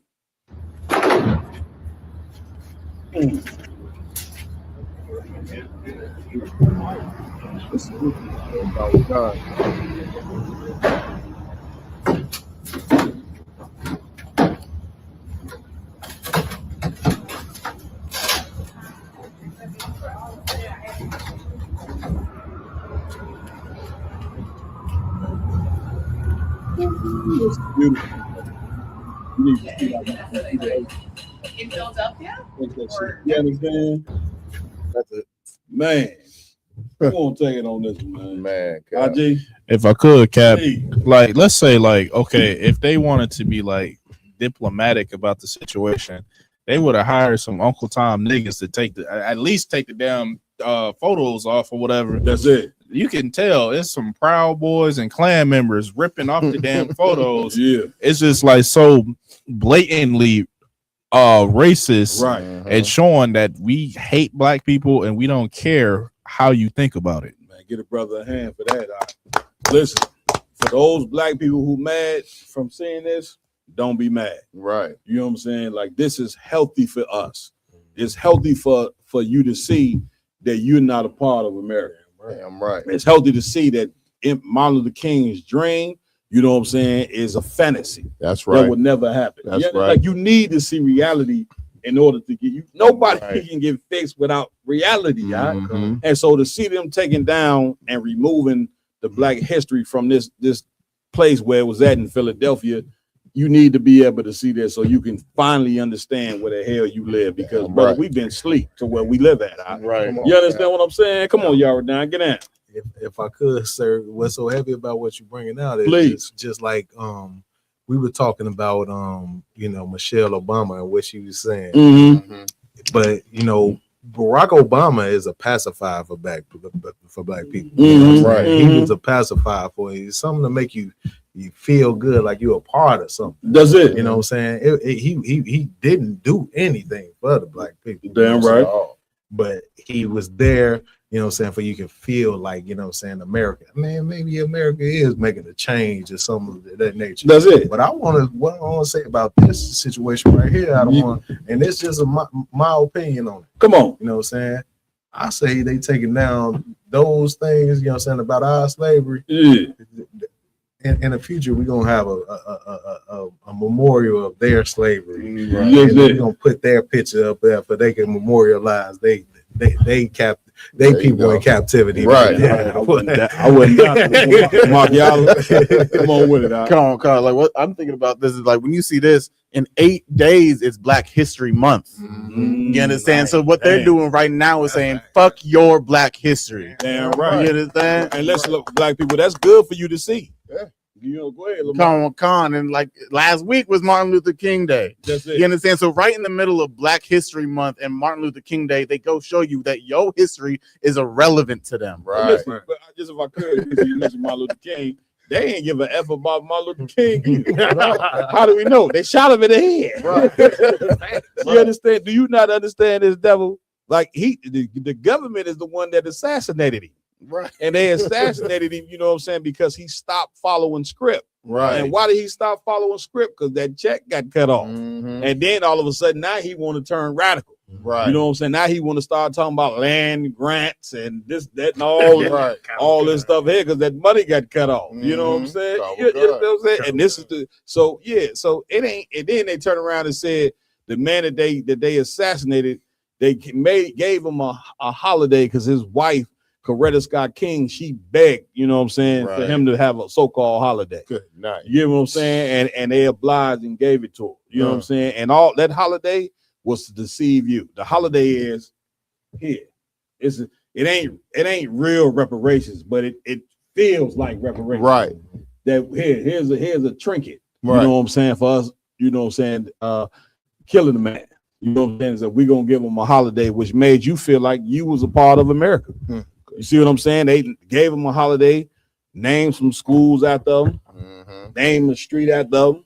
You understand? Gave him all type of, named a ton of stuff up to make it seem like, you know what I'm saying, you were a part of this place when you being a part of this place is an illusion. Damn right, sir. You understand? Like they killed him. Do you not understand that? Come on with Lamar. Oh, that's all I really wanted to say is that like they're doing this right before our so-called Black History Month, where it's supposed to be all remembrance of the trials and the tribulations that we went through in America to honor our foreparents and so forth and so such. At the same time, they're getting ready to wipe that from history. That's another thing. They're getting ready to eradicate that from history the same way they're trying to say that it was a transmigration over here to the Americas. They're preparing to change history in your face and try to eradicate the crimes they committed. The thing is, the Lord's gonna remember them crimes, and their number's gonna be called real soon. Man, let me tell you something. Black History Month is next. Go you know what I'm saying? Trump, white supremacy right now is in his. They in a great rhythm right now. Stride. They feeling real mayonnaise right now. You know what I'm saying? Something else that's really white. They feeling real marshmallows right now. Right. Cracker. Man, I said mayonnaise. What else? Cracker. Right. They ain't full, huh? What you just said, cracker. Give me something else. Cranberry sauce. I don't know. Yeah, I don't know. Give my boy bloody milk. Milky. But they feeling real white right now. Yeah, kind of a God. You get my point? Which once again, that's gonna help you wake up. You know what I'm saying? For those black people that's intelligent. There's a ton of black people, man. They don't give a damn what white people do. Right. White man come smack them in the face, spitting them, and they still gonna say, "Well, the Lord told me to love them." Right. You see what I'm saying? Right. I'm gonna love them regardless. Those people are unintelligent. The intelligent people gonna start to see the sign that okay, this momentum that white supremacy had, this is moving somewhere. It's moving in the direction of the final solution for Blacks, Hispanics, and Native American Indians. Damn right. That's what you don't understand. This white supremacy is going to pick up steam. And that steam that it's going to pick up is getting rid of you. Eventually, they're going to say, well, we don't need these people no more. Right. They're a problem anyway. You see what I'm saying? Because they're removing you from history. You see what I'm saying? And the whole removal from history is really them saying, well, we ain't really never put nobody in slavery. You see what I'm saying? Like that's the whole race theory thing. Critical race theory. You know what I'm saying? Is they want to wipe away, you know what I'm saying, what they did to us in history to make themselves feel like they righteous. You see what I'm saying? They want to, with all the slavery and bad things they did, they're gonna take that away to try to make themselves seem like this country was started off them having some morals when they've never had none. Right. Cap, to your point with white people coming to this final solution, and you being an intelligent black person, you should see the writing on the wall. I mean, they giving it to you with AI technology, with robots and drones. That's it. They replacing you in the workforce. Why would they replace you in the workforce? Because they planning on exterminating you. That's it. And they're gonna need somebody to replace you. They're gonna need robots to work the factories. They got self-driving semi trucks, and they putting everything into play to get rid of you. And you just so stuck on Facebook and loving hip hop, your head in between white people's ass that you just can't see the writing on the wall. Right. Yeah. Hey, Con, sir, and what's glorious about this story, and I hate to use that word, but I don't, is that black people didn't learn when Trump got into office, when he took down your grandfather's memorial plaque for getting his legs blown off in Vietnam. You know what I'm saying? Or World War II. Remember, Trump went around to all the memorials all around the country and tore down every placard and every memorial that had something to do with black people contributing to fighting for the so-called freedom of America. Right. So all the black soldiers and Native American soldiers and Hispanic soldiers that died in all these wars, they took all the memorials down and destroyed all the memorials. So of course the next thing they're going to do is, like you said, Cap, they're rewriting history because they're going to get rid of you. You know what I'm saying? So let's take down what you did in the wars. Black people ain't never done nothing in no war to help America. Let's take down the slaves. Y'all wasn't never no damn slaves. Y'all was just a bunch of lazy workers that didn't earn their pennies for, their pennies on the dollar that we was paying you. You know what I mean? That's right. So now when we get rid of you and history looks back on the people we got rid of, they're going to say, well, they ain't never done nothing anyway. Damn right. You know what I'm saying? They were lazy, shiftless people that ain't contribute a goddamn thing to society. This is so ancient Egypt all over again. Give me a scripture where the Lord said they remember not Joseph. Right? You understand? Like, you got to remember when you go into the records and read the book of Exodus, you know what I'm saying? Joseph was a mighty man, you know what I'm saying, in Egypt. He was second to the Pharaoh, you know what I'm saying? And because of the things that he did, you know what I'm saying, it saved Egypt. You know what I'm saying? So because of that, you know what I'm saying, the Pharaohs, they looked at Joseph and they looked at the Israelites, and they ain't, they didn't love him, you know what I'm saying, but they gave him crumbs, right? But then rose up a Pharaoh and said they remember not Joseph, you know what I'm saying? And that's what you seeing take place right here, to where Trump is in office now, and he don't give a damn about the contributions that black and Hispanics have did to America. You see it right now with them pulling it off the wall. You see what I'm saying? They want, you know what I'm saying, white people to think in their mind that they're the reason why America is great. When reality is that America is great because of the slaves that they brought over here and worked for 300 years. America is great because this land was stolen, you know what I'm saying, from the Native American Indians. America is great because they enslaved our Hispanic brothers and sisters as well. That's the reason why America is great, not just from the slavery, but all the inventions that we done. You understand? The heart surgery, the going to outer space, all those different things, you know what I'm saying? They ready to wipe out and say and give you no credit for you helping to build this goddamn empire. When if it wasn't for blacks and Hispanics, America would be like any lily white nation. It'd be like Sweden. You know what I'm saying? Or give me some other lily white nation over there in Europe. Finland. Bulgaria. Right? Some place that nobody even give a damn about. Raj Karab. I said Sweden. Iceland. Greenland. Nobody give a damn about them places. Why? Because it ain't number white people there. That's it. Why is America so great? Why do people care about America? Because America is a country that, even though it's full of racism, it's also full of a ton of flavor. Damn right. And who are the people that bring all the flavor to America? you so-called Negroes, Hispanics, and Native Americans. Damn right. Damn right. You the one. But white people want to put it, they want to put it in their racist mind that they're the reason why we great. Right. Right? Right. If we was if all 40, 50 million Negroes was to leave America tomorrow, what in the hell you think would happen to America overnight? If all Negroes left, what flavor would they have here? They wouldn't have none. If black people was left alone to fix our problems, brother, we would become the most powerful empire on the planet. Get my point? Because there's no people that got more flavor than we do. There's not another people that's more loving than we are. That's more forgiving. Listen, we didn't forgive white people for all the things that they've done to us. No other race of people would do that. They don't have the heart for that, but we have a heart. Right. You understand what we at? Go ahead. Got the scripture for you, sir? Read that. It's the book of Exodus, chapter 1 and verse, should I start at 7, sir? Yep. And verse 7.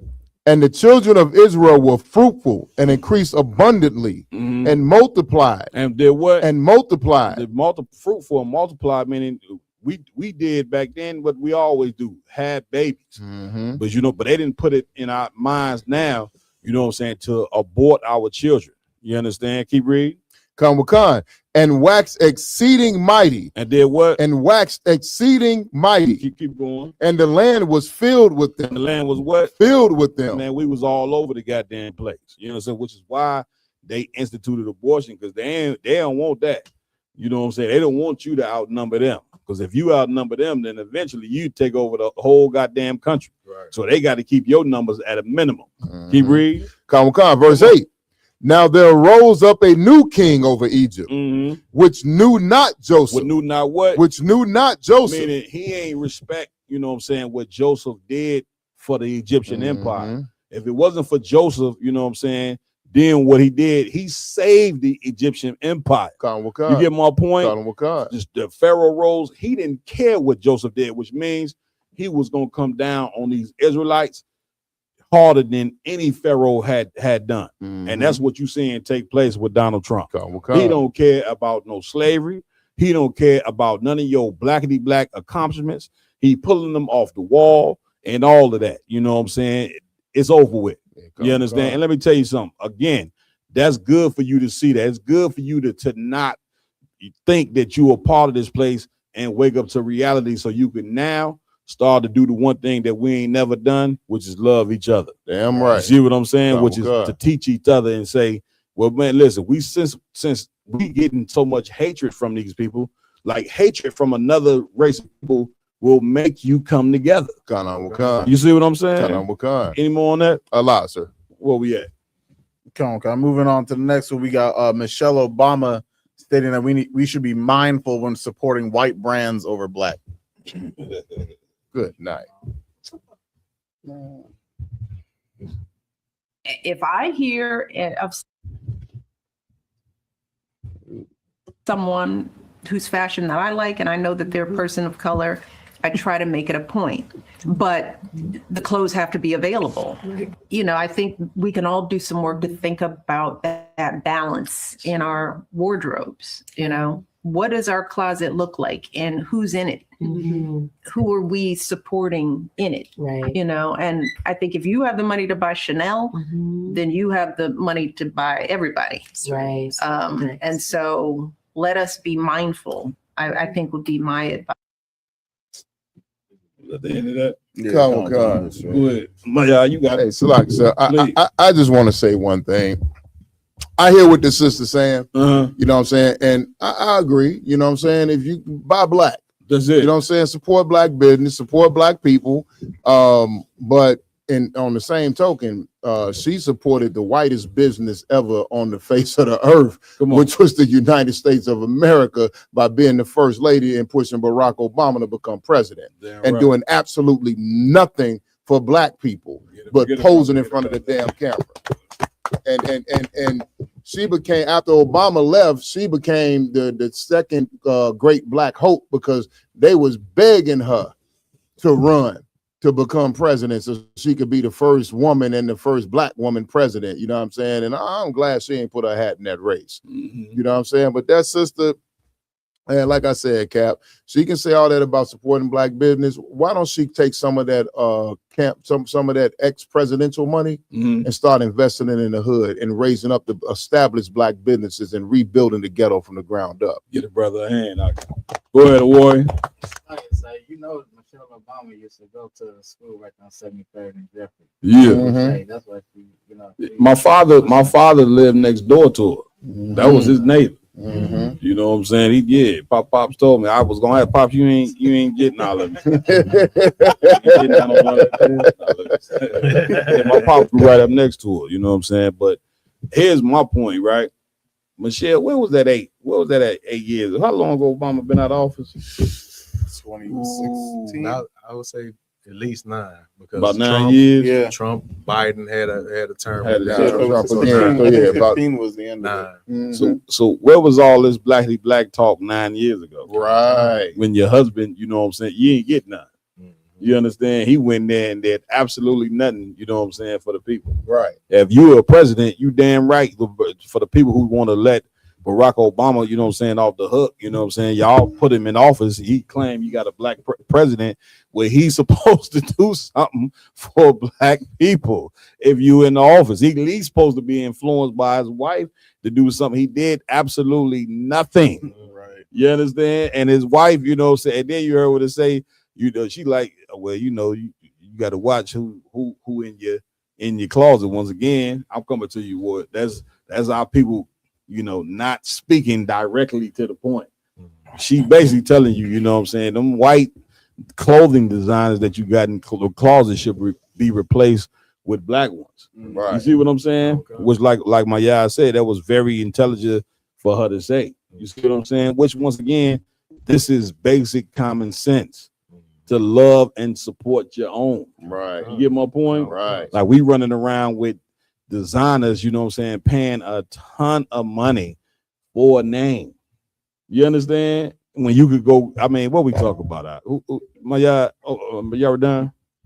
Man, Calvin, I mean, you basically just took the words out of my mouth out of what they, man, she, you know what I'm saying, she's coming with our black leadership, it just has to get to a point to where it's like you don't come and you talk about these things when it's convenient for you. Right. You know what I'm saying? You got to come and you got to out these things when you are in your biggest moment, you know what I'm saying? And it might cost you something. You know what I'm saying? That's when it's actually gonna mean anything. But you know what I'm saying, what happens to our people, and just playing devil's advocate, I don't want, what happens to our people is this.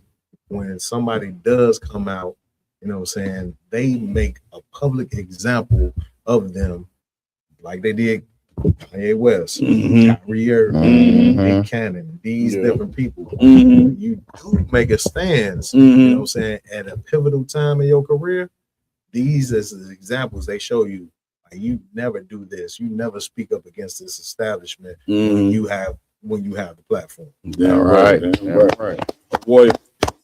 You know, just you know, it bring to, you know, memory.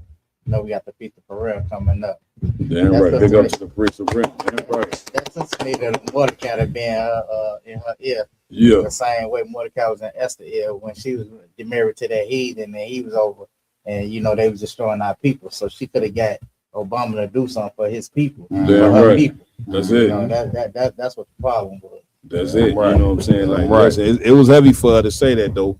We don't want to, you know, not give her credit for coming out making that statement. But now black people, it seems, are starting to wake up and have some intelligence that supporting their own and looking out for their own is the best solution. We about 400 years late on that. But at least we waking up now. Right. You understand? Like, man, you damn right. You know what I'm saying? Take them damn white, you know, design. A lot of these white designers that we support, get me right on this part, are racist as hell. You understand? They didn't, like, you didn't have a ton of them come out and say, I don't want black people wearing our clothes. Yeah, you know what I'm saying? It's damn near like if a white designer come out and say, I don't want black people wearing my clothes, we go buy the clothes more. As a revolution. Help me out. Right. Let Cap like this how I'm gonna hit him right here. I'm gonna give him some money. But that speaks to mind. That's what the civil rights movement was all about. Hey, Connor, more and more that white people hit us over the head with sandwiches, you know what I'm saying, and milk. Smack this over the head with cakes. You know what I'm saying? Yeah, they pouring whole shakes on our head, and y'all looking at that like that's a real revolution right there. Right. They pouring milk over the top of our head, spitting on our food. They was going in the back, spitting on the food, serving you up a sandwich. You know what I'm saying? You eating white spit. You know what I'm saying? And you psychotic with saying, I'm gonna force these racist white people to take my money because this is what God will want me to do. Right. Eat the spit burger. Do we not see how stupid the religion of Christianity is? Wakanda, Do we not sir. see how stupid Martin Luther King was? Wakanda. Man, that Uncle Tom nigga turned over in his motherfucking grave. Damn right. I tried to stop cussing, you know what I'm saying? But you know, at some point it's gonna come out. The man is gonna come out at some point. Oh, yeah, I'm trying to not get kicked off there. I know these things. One's gonna chastise me tomorrow. Like that, you know, you can't be saying. You understand? If I could, sir, Please. That what you just said just reminded me of this brother, man. Like, and if y'all can find this video, y'all should look it up. But it was a brother that was in one of the sit-ins, right? And the brother said that when he did get the meal from the right restaurant, it was the worst food. I remember that.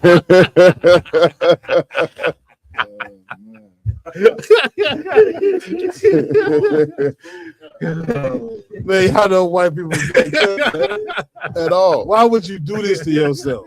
Why would you go force racist white people to take your money and you know the food gonna be nasty? Oh my God. Now, you can't tell me something wasn't psychologically wrong with us. Sir. This is why you can't be enslaved forever. Damn right. You get my point? Damn right. But getting out of slavery starts with, you know what I'm saying, understanding first. You got to understand the slavery. And you can't get out of slavery by loving the people that put you in that condition. You got to hate everything about them. Now, you ain't got to be rude. You know what I'm saying? You ain't got to, you know, commit violence and go get guns. You just got to hate what they stand for. Right. And you damn sure got to know that going to take your black dollars to support their white business is wrong. That's right. You're supposed to know that that's wrong. You're supposed to know that you shouldn't be forcing little black children to go to an all-white school so they can get punched in the face. Right. This how dumb and stupid and retarded our people was back then. You gonna send your babies 9 and 10 years old to a school that's 99% white so they can get spit on and punched in the back of their head. Like when they speak about all the stuff that they experienced when they went to these all-white schools, brother, it'll bring tears to your eyes. Yeah, come. All this so you can sit and learn the same shit you could have learned in the black school. It was worth getting punched in the mouth and spit on and hit with bats, shit thrown on the student's head while they sitting in it. What are we talking about? This is what all that for what? Right. Come on, man. What we at? Come. Roman one. Right. Play that video, please.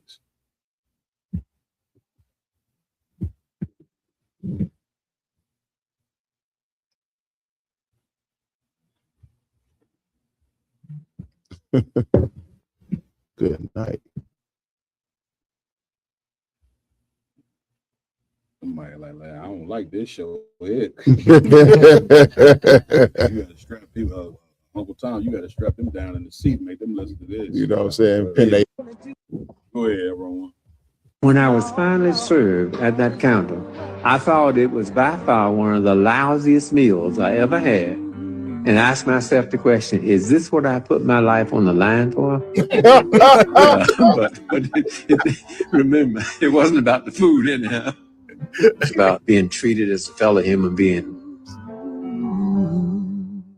Man, that's a rough one. Man, Cap, I was just gonna say, okay, you can be treated like a human being by other black people. Why the fuck you gotta be treated? You need the love from white people? Right. That's it. Listen, that is the psychosis. That is our mental illnesses that we need the love from them. Right. We need it. We got to be accepted. You understand? Which is why we go fight wars for them.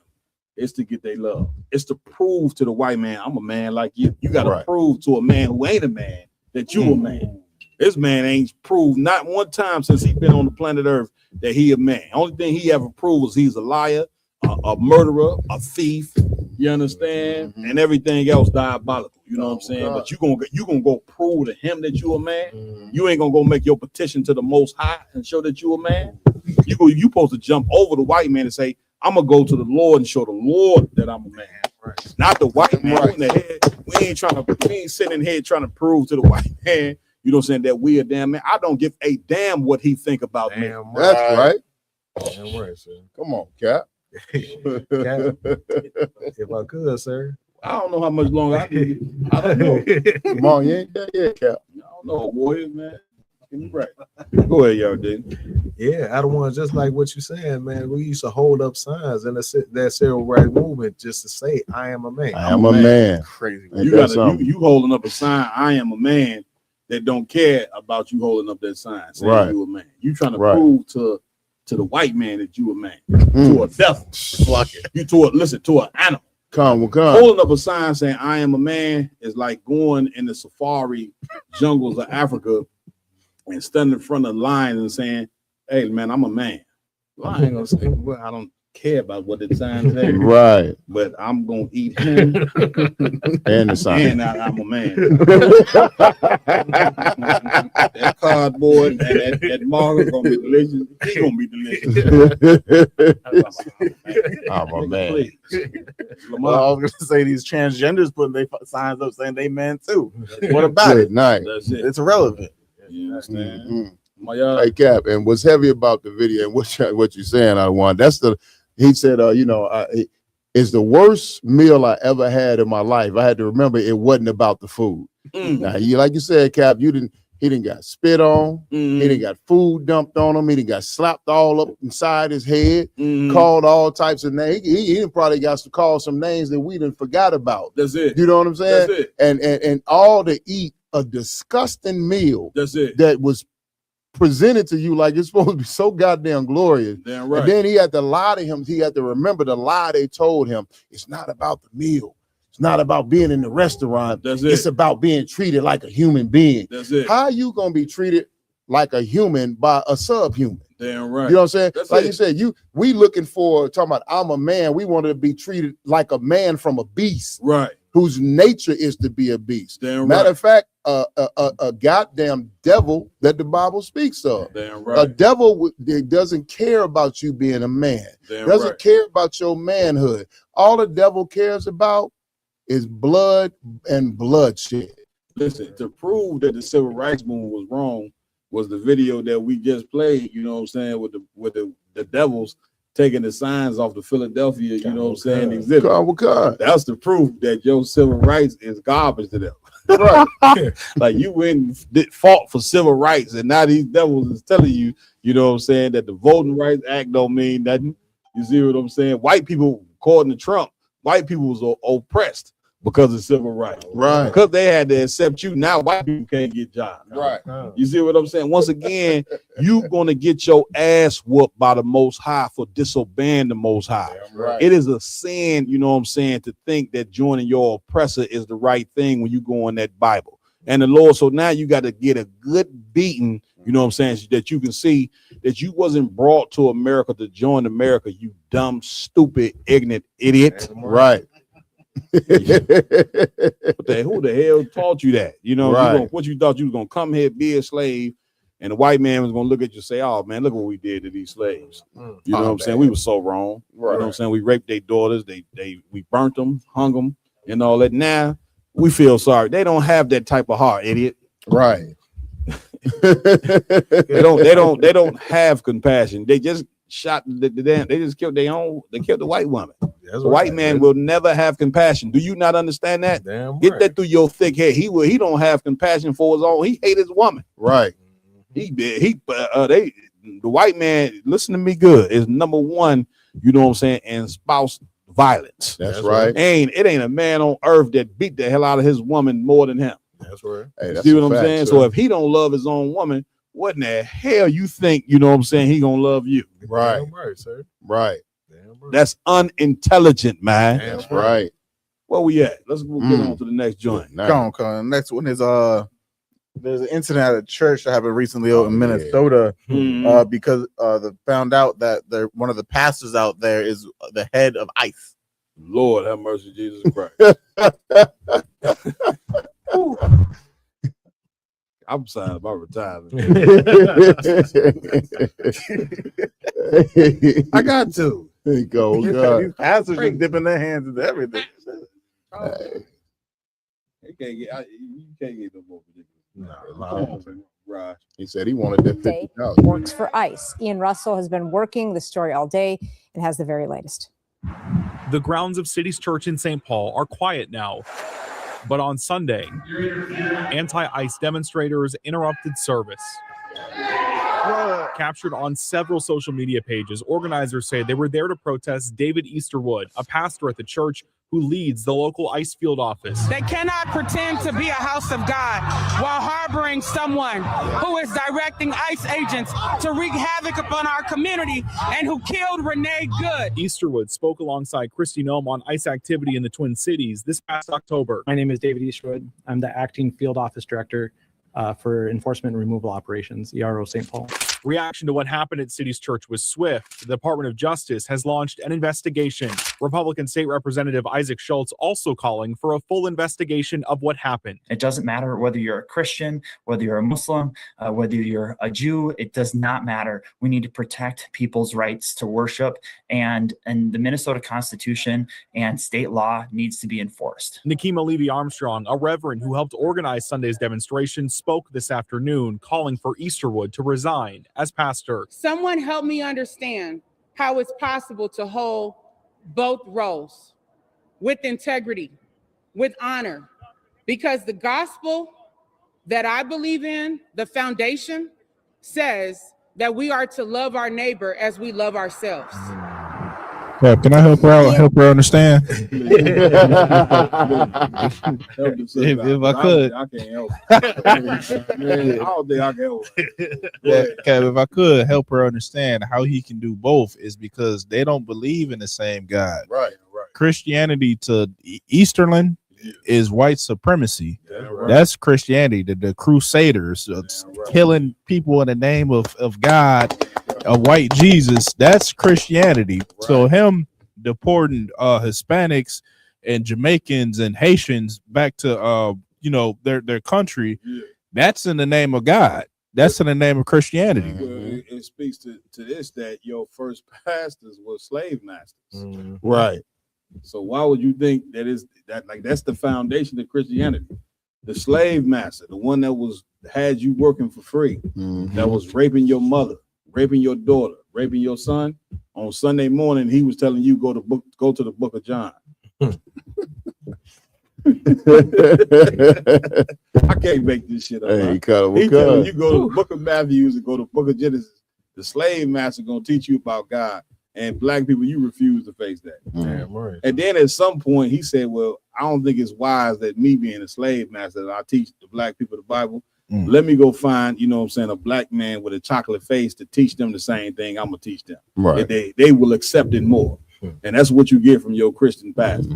You see what I'm saying? You don't understand that Christianity is the religion of Satan. It sounds crazy as hell for me to say that, but when you really examine it, you know what I'm saying, that's what it is. So you shouldn't be shocked that one of the cats who's running ICE is a damn pastor. I mean, this is crazy. Go ahead, Yardai. Yeah, if I could, sir, and just to speak on what you're saying, out of one, like what people don't realize is when you go through seminary school, you know what I'm saying, to become a pastor, you have to sit before a board, a board of 5. What do you think these men are? A board of 5 white men, Jesuits. You have to sit before that board, and they have to say, yes, you are ordained to go through and teach the Bible to the rest of your people. One of the people who judging you is a cokehead One of them on heroin. Hey, God. One of them is a child molester, and they sitting there determining who gonna go out there and teach the Bible. Y'all sitting there looking at these men like these is prestigious men. You know what I'm saying? Meanwhile, they everything what I just named in the book. You get what I'm saying? Like once again, black people, let white people have their religion, man. You know what I'm saying? Again, going back, listen, we forgot about this. The damn KKK is Christians. You know that, right? Damn right. You understand? Like you following a religion that the damn Klan, you know what I'm saying, is a part of. Good night. I mean, that's just the history of it. You know what I'm saying? Where we at? Move on to the next one. Count gun. This is last on the queue. We got Pastor Todd as always again. Yeah, say he's telling that he needs to get 10K in 90 seconds. Pimpin' that is fine. Hey, come. Make me, you know what I'm saying, lay the truth. I get me a nice guy. I want to make a multi-millionaire out of someone, but they have to sow $10,000. He said, and they have to do that within 90 seconds. If you're going to do it, get it now, write the check. If you do this, God said, I'm going to make you a multi-millionaire. I wish it was me. But Lord said, good night. Yo. I'm ready to wrap the show. Hey, God. This nigga serious. Damn. And then he ain't even give him an hour. He gave 90 seconds. 90 seconds. They got to hurry up and write the check. He don't even want him to. That's for you not to think about it. Don't even think about it. You know what I'm saying? You want you to get this. He gonna make you a multi-millionaire by you writing this check. Wow, black people, you come on, man. You know what I'm saying? Like, are we that foolish? We can't sit and see. You know what I'm saying, that the damn church is a hustle. Right. Get me right on it, somebody. I mean, this is insanity, man. Hey, a warrior. I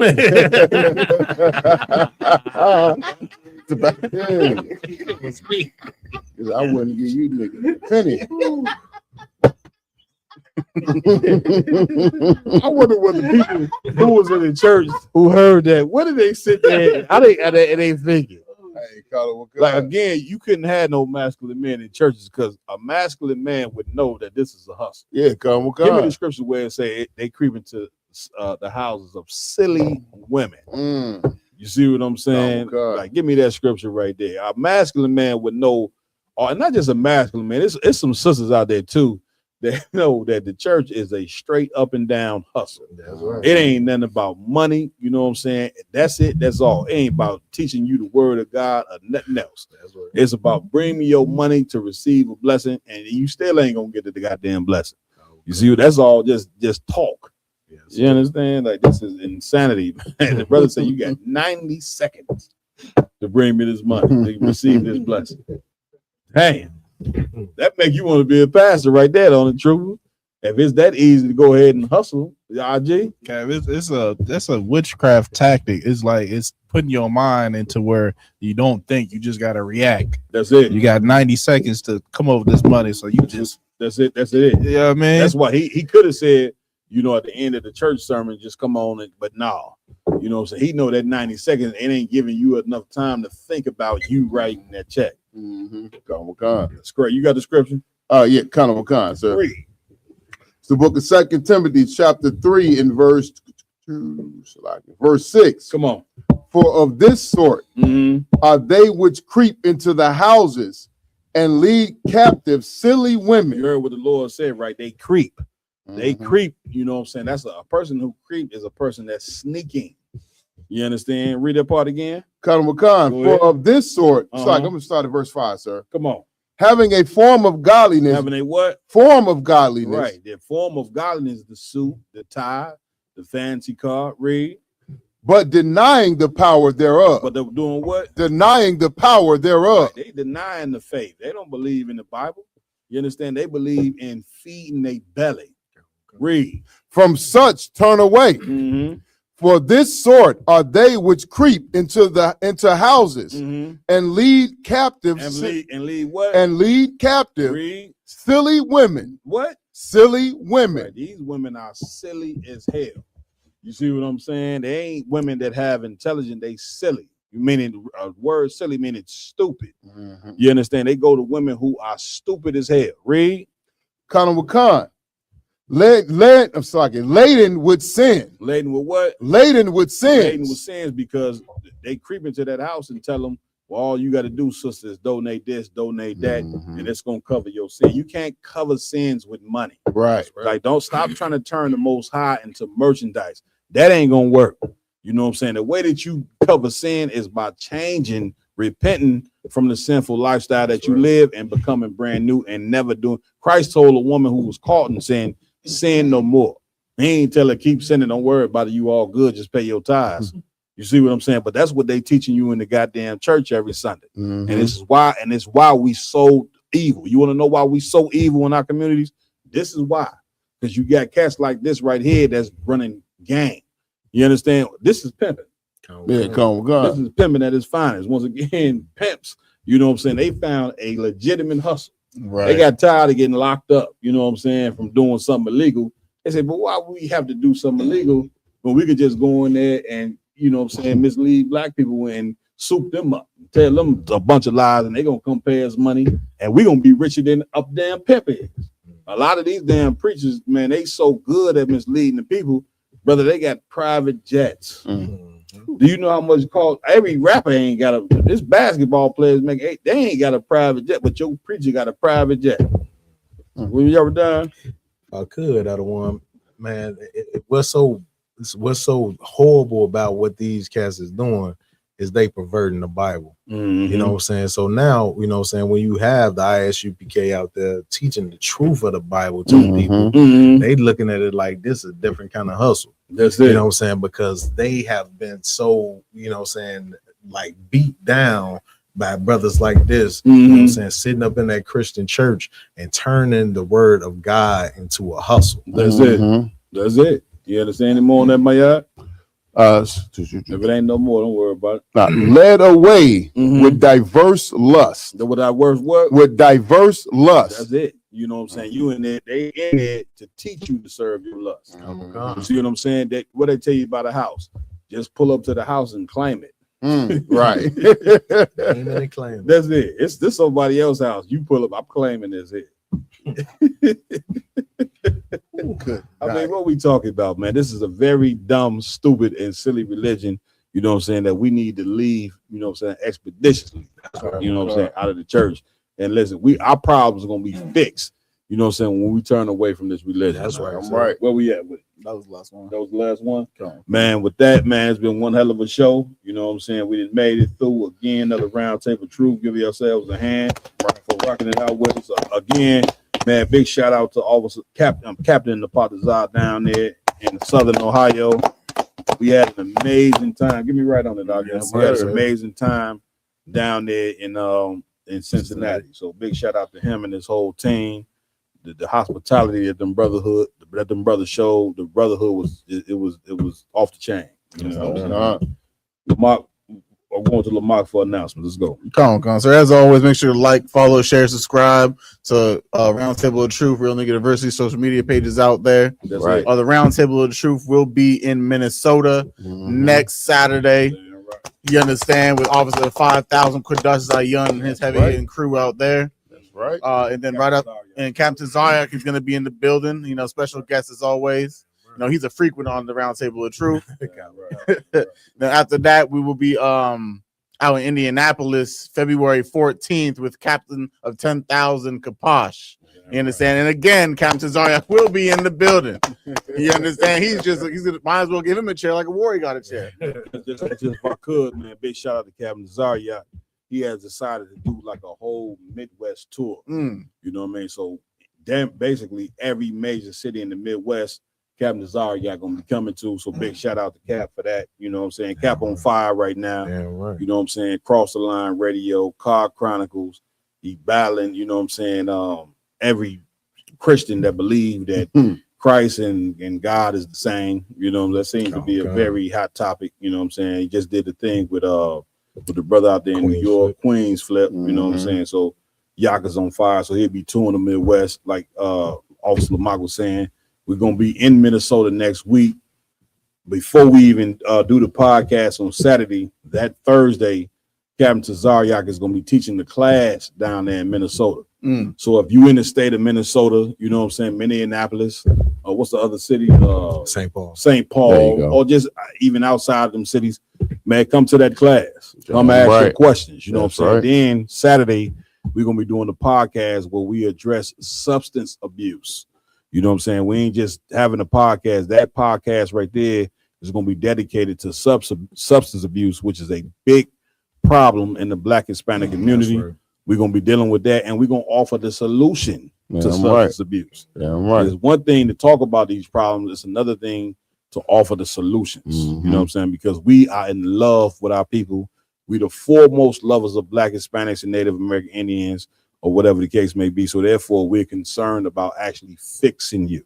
That's right. Without robbing. That's right. You know what I'm saying? So go ahead, Lamar. Con. Last but not least, you know, say don't forget we have the Lord's 57th annual Passover. That's right. Coming up April 4th. You know, say it's gonna be a weekend of greatness, April 1st all the way through the 5th. You understand, in Houston, Texas, with Captain of 13,000 Yatazak under Commanding General Yohana. That's right. Make sure to get your flights, get your hotel rooms, and lastly, make sure to pay your $200 Passover fee per person per adult, 17 and the ages above. Damn right. Give it up. I also want to give it up, you know what I'm saying, Officer Yaradan. Any announcements? Kind of if I could, sir. Pay your tithes to isupk.com. You know what I'm saying? To the priests and prophets of the Lord, you know what I'm saying? Under Commander General Yohana, pay your tithes, isupk.com. That's right. That's right. Give it up. Also want to give it up to Officer Iwalam. Any announcements? No announcements, sir. All right. Give the brother a hand. Also, I got to give it up to Officer Maya. Any announcements? Hey, Con. So if I could, Salagi, wherever you are in the world, go to isupk.com and find a local school in your area. ISUPK is worldwide. It's not no local organization. We are all over the world. And every Saturday, tune in, no matter where you're at, to the Sabbath service, where we go over the Bible from Genesis to Revelation. We give you the ancient Hebrew, which is the Lashwan Kodash, the Holy Tongue. We give you the English translation and a proper scripture breakdown so you can understand what real ancient Black history is. Damn right. Listen, and big shout out to Officer Maya, and I want a big shout out all the brothers in the ISUPK across the country and outside of the country that do the Sabbath service. These brothers have dedicated their lives to teaching you the truth, you know what I'm saying, on the Sabbath. And these brothers are reading in ancient Hebrew.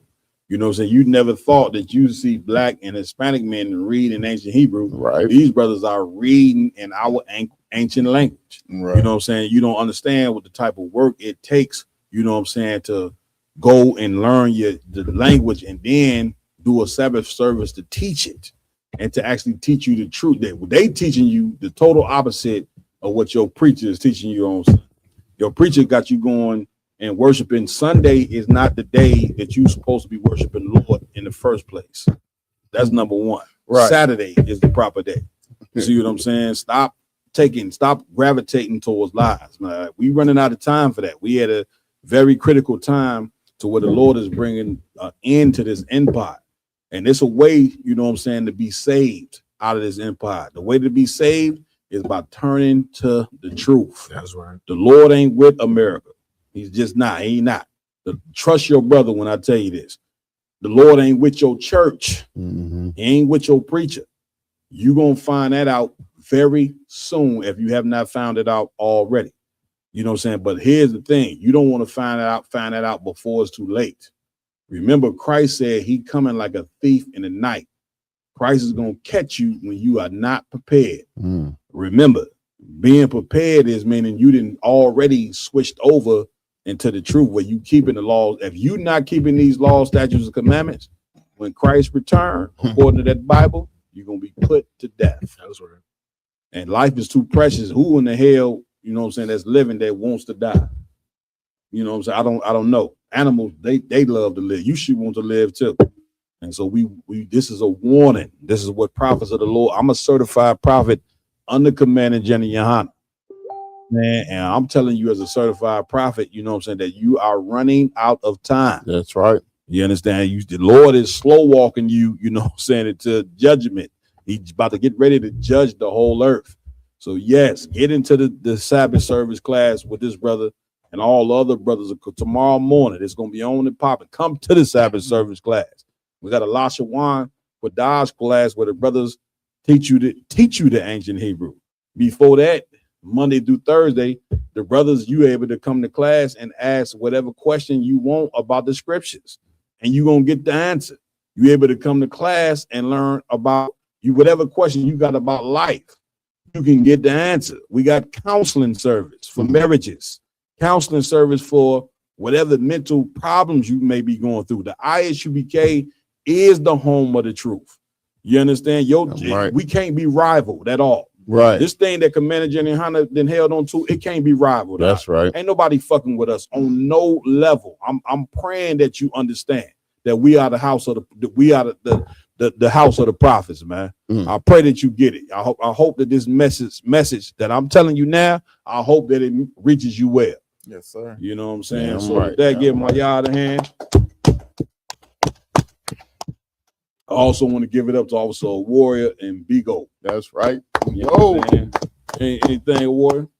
I just want to say, make sure everybody tune in every Sunday from 12 to 2 p.m. Eastern Standard Time to the Ashley K. Bingo biblical law class. Damn right. Tune into the law. You know what I'm saying? Also, man, I want to give it up to my technical team. These brothers work hard behind the scenes to make sure that we look good. And that's brotherhood right there. Make sure we look good. They work behind the scenes to make sure that everything, turn out right. You know what I'm saying? So with that, give it up for Officer Ramawan,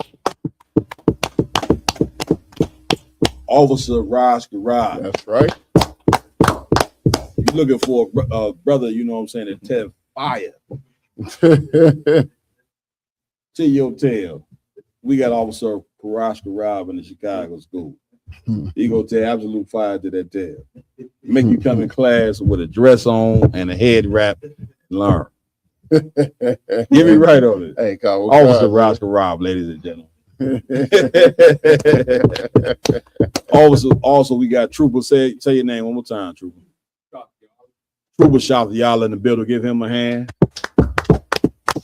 I am Captain Mal Quad, under Commander Jenny Hunter. Lord allow, we see you next week right here.